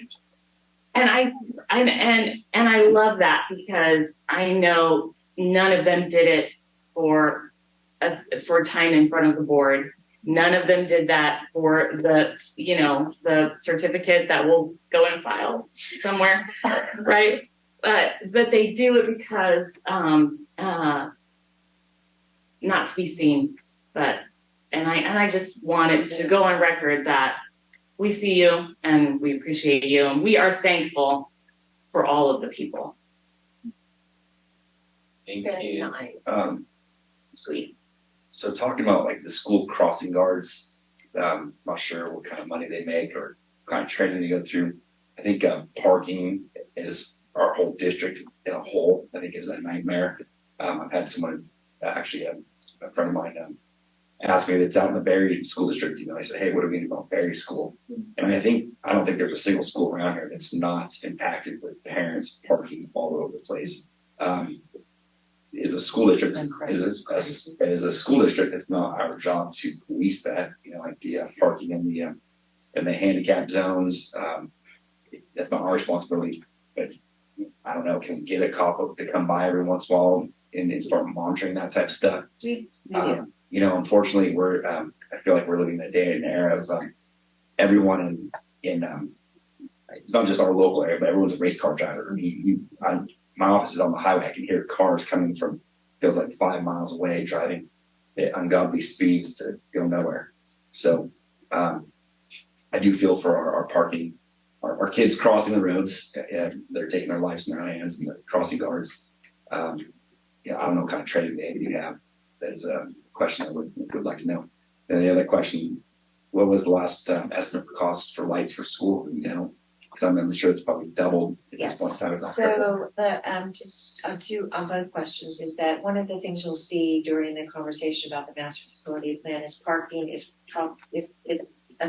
was one of the top priorities for all of the schools. So you'll hear that, and in the designs there are expanded parking opportunities when they're able to. There's some things that we're limited on, so you'll see that.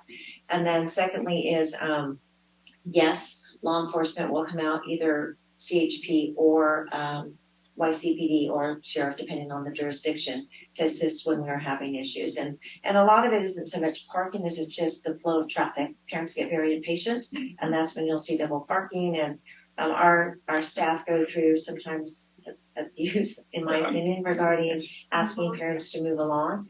And so again, it's something we're always working on. Mark Button will go out and help with traffic flow. We get law enforcement involved. So it is a priority that we're working on. So it kind of goes back to like the retail world of we're in the holiday season. It's like be kind to your neighbor, because just because of your lack of planning to get something at the grocery store isn't the retail clerk's fault. And it's like the same thing with parking. It's like, hey, we're all here to do the same thing. You got to work together. I just kind of want to echo that whole traffic issue. I know that on Phillips, which is where Landcrest is. I know that on 11, which is Butte Vista. If somebody needed an ambulance at the time of day for drop off or pickup, the person would die because they cannot get through.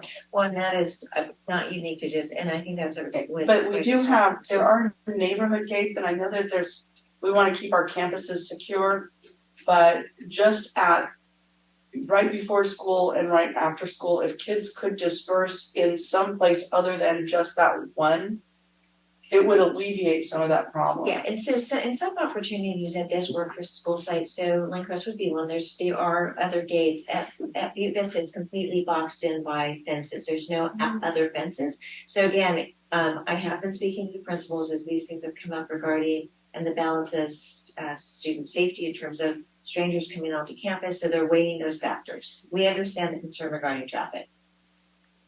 Oh, and then, yes, so the estimated cost for lights for River Valley High School at the last estimate, and I'm assuming it was within the last 6 to 9 months, was $1.4 million. Can you? Just a drop. Yeah. Can you? It's, and as far as that goes, it's, it's a lot of money. I can also see the parents' points of view, the coaches too. It's one of those things. What are our options for other revenue streams to help raise that money? I have a note to do some exploring. I think the kids brought, not just the kids, but I think that there's many reasons why things are needed, right? And there's specific reasons that hit closer to home or you find more of a priority, right? For me, I didn't realize that the kids were leaving an hour early from class and with an hour and a half block. And when you consider they're doing a full year's class in a semester, that's a significant amount of instruction that they're missing that they're required to make up at some point, right? But that's just for game days, right? That's not every day. No, that's not every day. 3 days a week. 3 days a week. 3 days a week for 6 weeks. Yeah. 6 weeks a lot. I mean, 6 weeks is a month and a half. But not all home games are away, and so there's. And you're learning even earlier. And don't get me wrong, with away games, sure they're gonna have to leave. I mean, I remember even in high school at U City, kids left early, but still, limiting the impact that could have on kids, to me is more important than parents being able to attend with under the lights, right? For me, that hits closer to home. So I would really just if it's possible, if you can just follow up with us on that. But also, one of the things that one of the coaches from before had brought up about the wiring, the hard wiring, I guess it was his understanding that the wiring would be ran already and we would just need to tap into it. Is there any way to verify whether or not we do have existing or no? So power is always ability. Mark Button will always say if you can bring power to pretty much anything. Whether or not that wiring occurred this go round, I'm not sure, but based on what Brandon was sharing, and again, I wasn't part of this project, was that because of the installation cost of the scoreboard, there was limited funds and they did something else. So let me verify that. Sounded to me like the actual wiring was not ever put in place. Hopefully the conduits there is big enough. Correct. So I would I'll follow up with that. Perfect. Because he was here. He installed this. Really? And going back to lights, my mouth is I'm pretty shocked to hear that a portable costs $1,000 a square foot approximately. That's crazy. And so it's we all know that our facilities need some updating for our schools. I guess we're going to start climbing an uphill battle sooner than later. You will see the cost to do the modernization and expansion to our schools, our parking. You will see a price tag presented. It's a lot of digits. Oh yeah, it is. And the thing is too, on parking lots, it's one of those things where, if you do maintenance on them, it's cheaper than having to replace all the tire parking lot. So I mean, that's, unfortunately, it's just one of those things. But the last thing that I just want to say real quick is that obviously Thanksgiving is next week. I wish everybody a very happy Thanksgiving. It's travel season, so safe travels, everyone. See you guys when we come back. Happy Thanksgiving, happy holidays. I want to echo all the praise for the Fall into Leadership event. Thank you so much to all the students who helped organize it. I was able to stop by for a little bit in the morning. I attended 13 years ago as a student, a long time ago.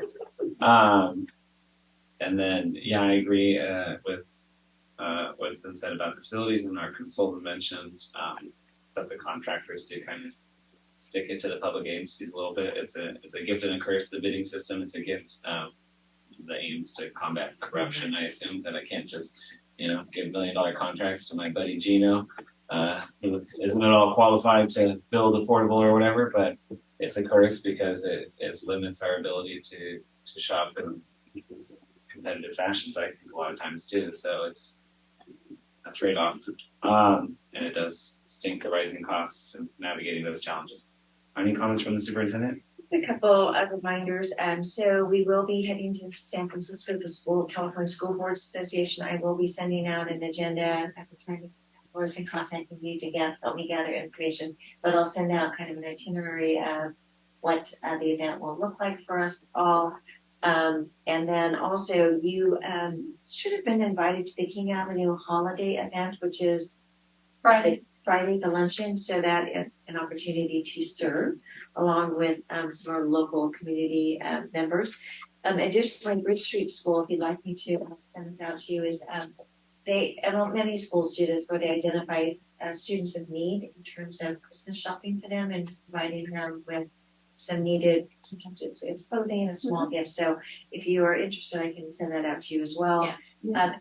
Also, Mother Hubbard's covered, Brenda Wong and Sue Nowinski met with us regarding just the fact that they've seen an increase of our families accessing food pantry.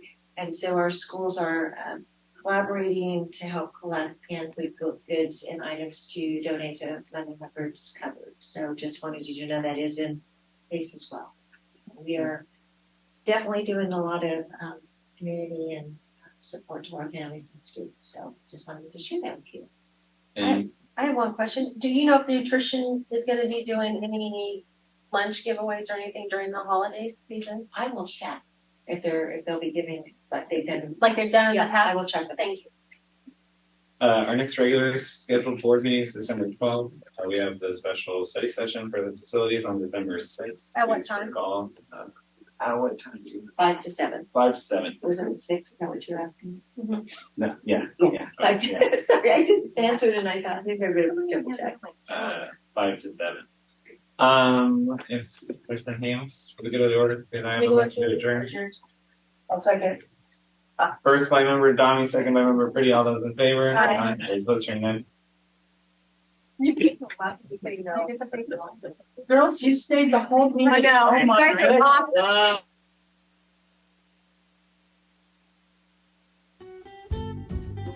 Yuba-Sutter.live's local government live streams are presented by Plumas Lake Self-Storage in Plumas Lake, where lifelong local residents are helping other residents keep things safe, providing indoor storage units, outdoor RV and vehicle parking, moving supplies, and Penske truck rentals. Details at plumaslakeselfstorage.com.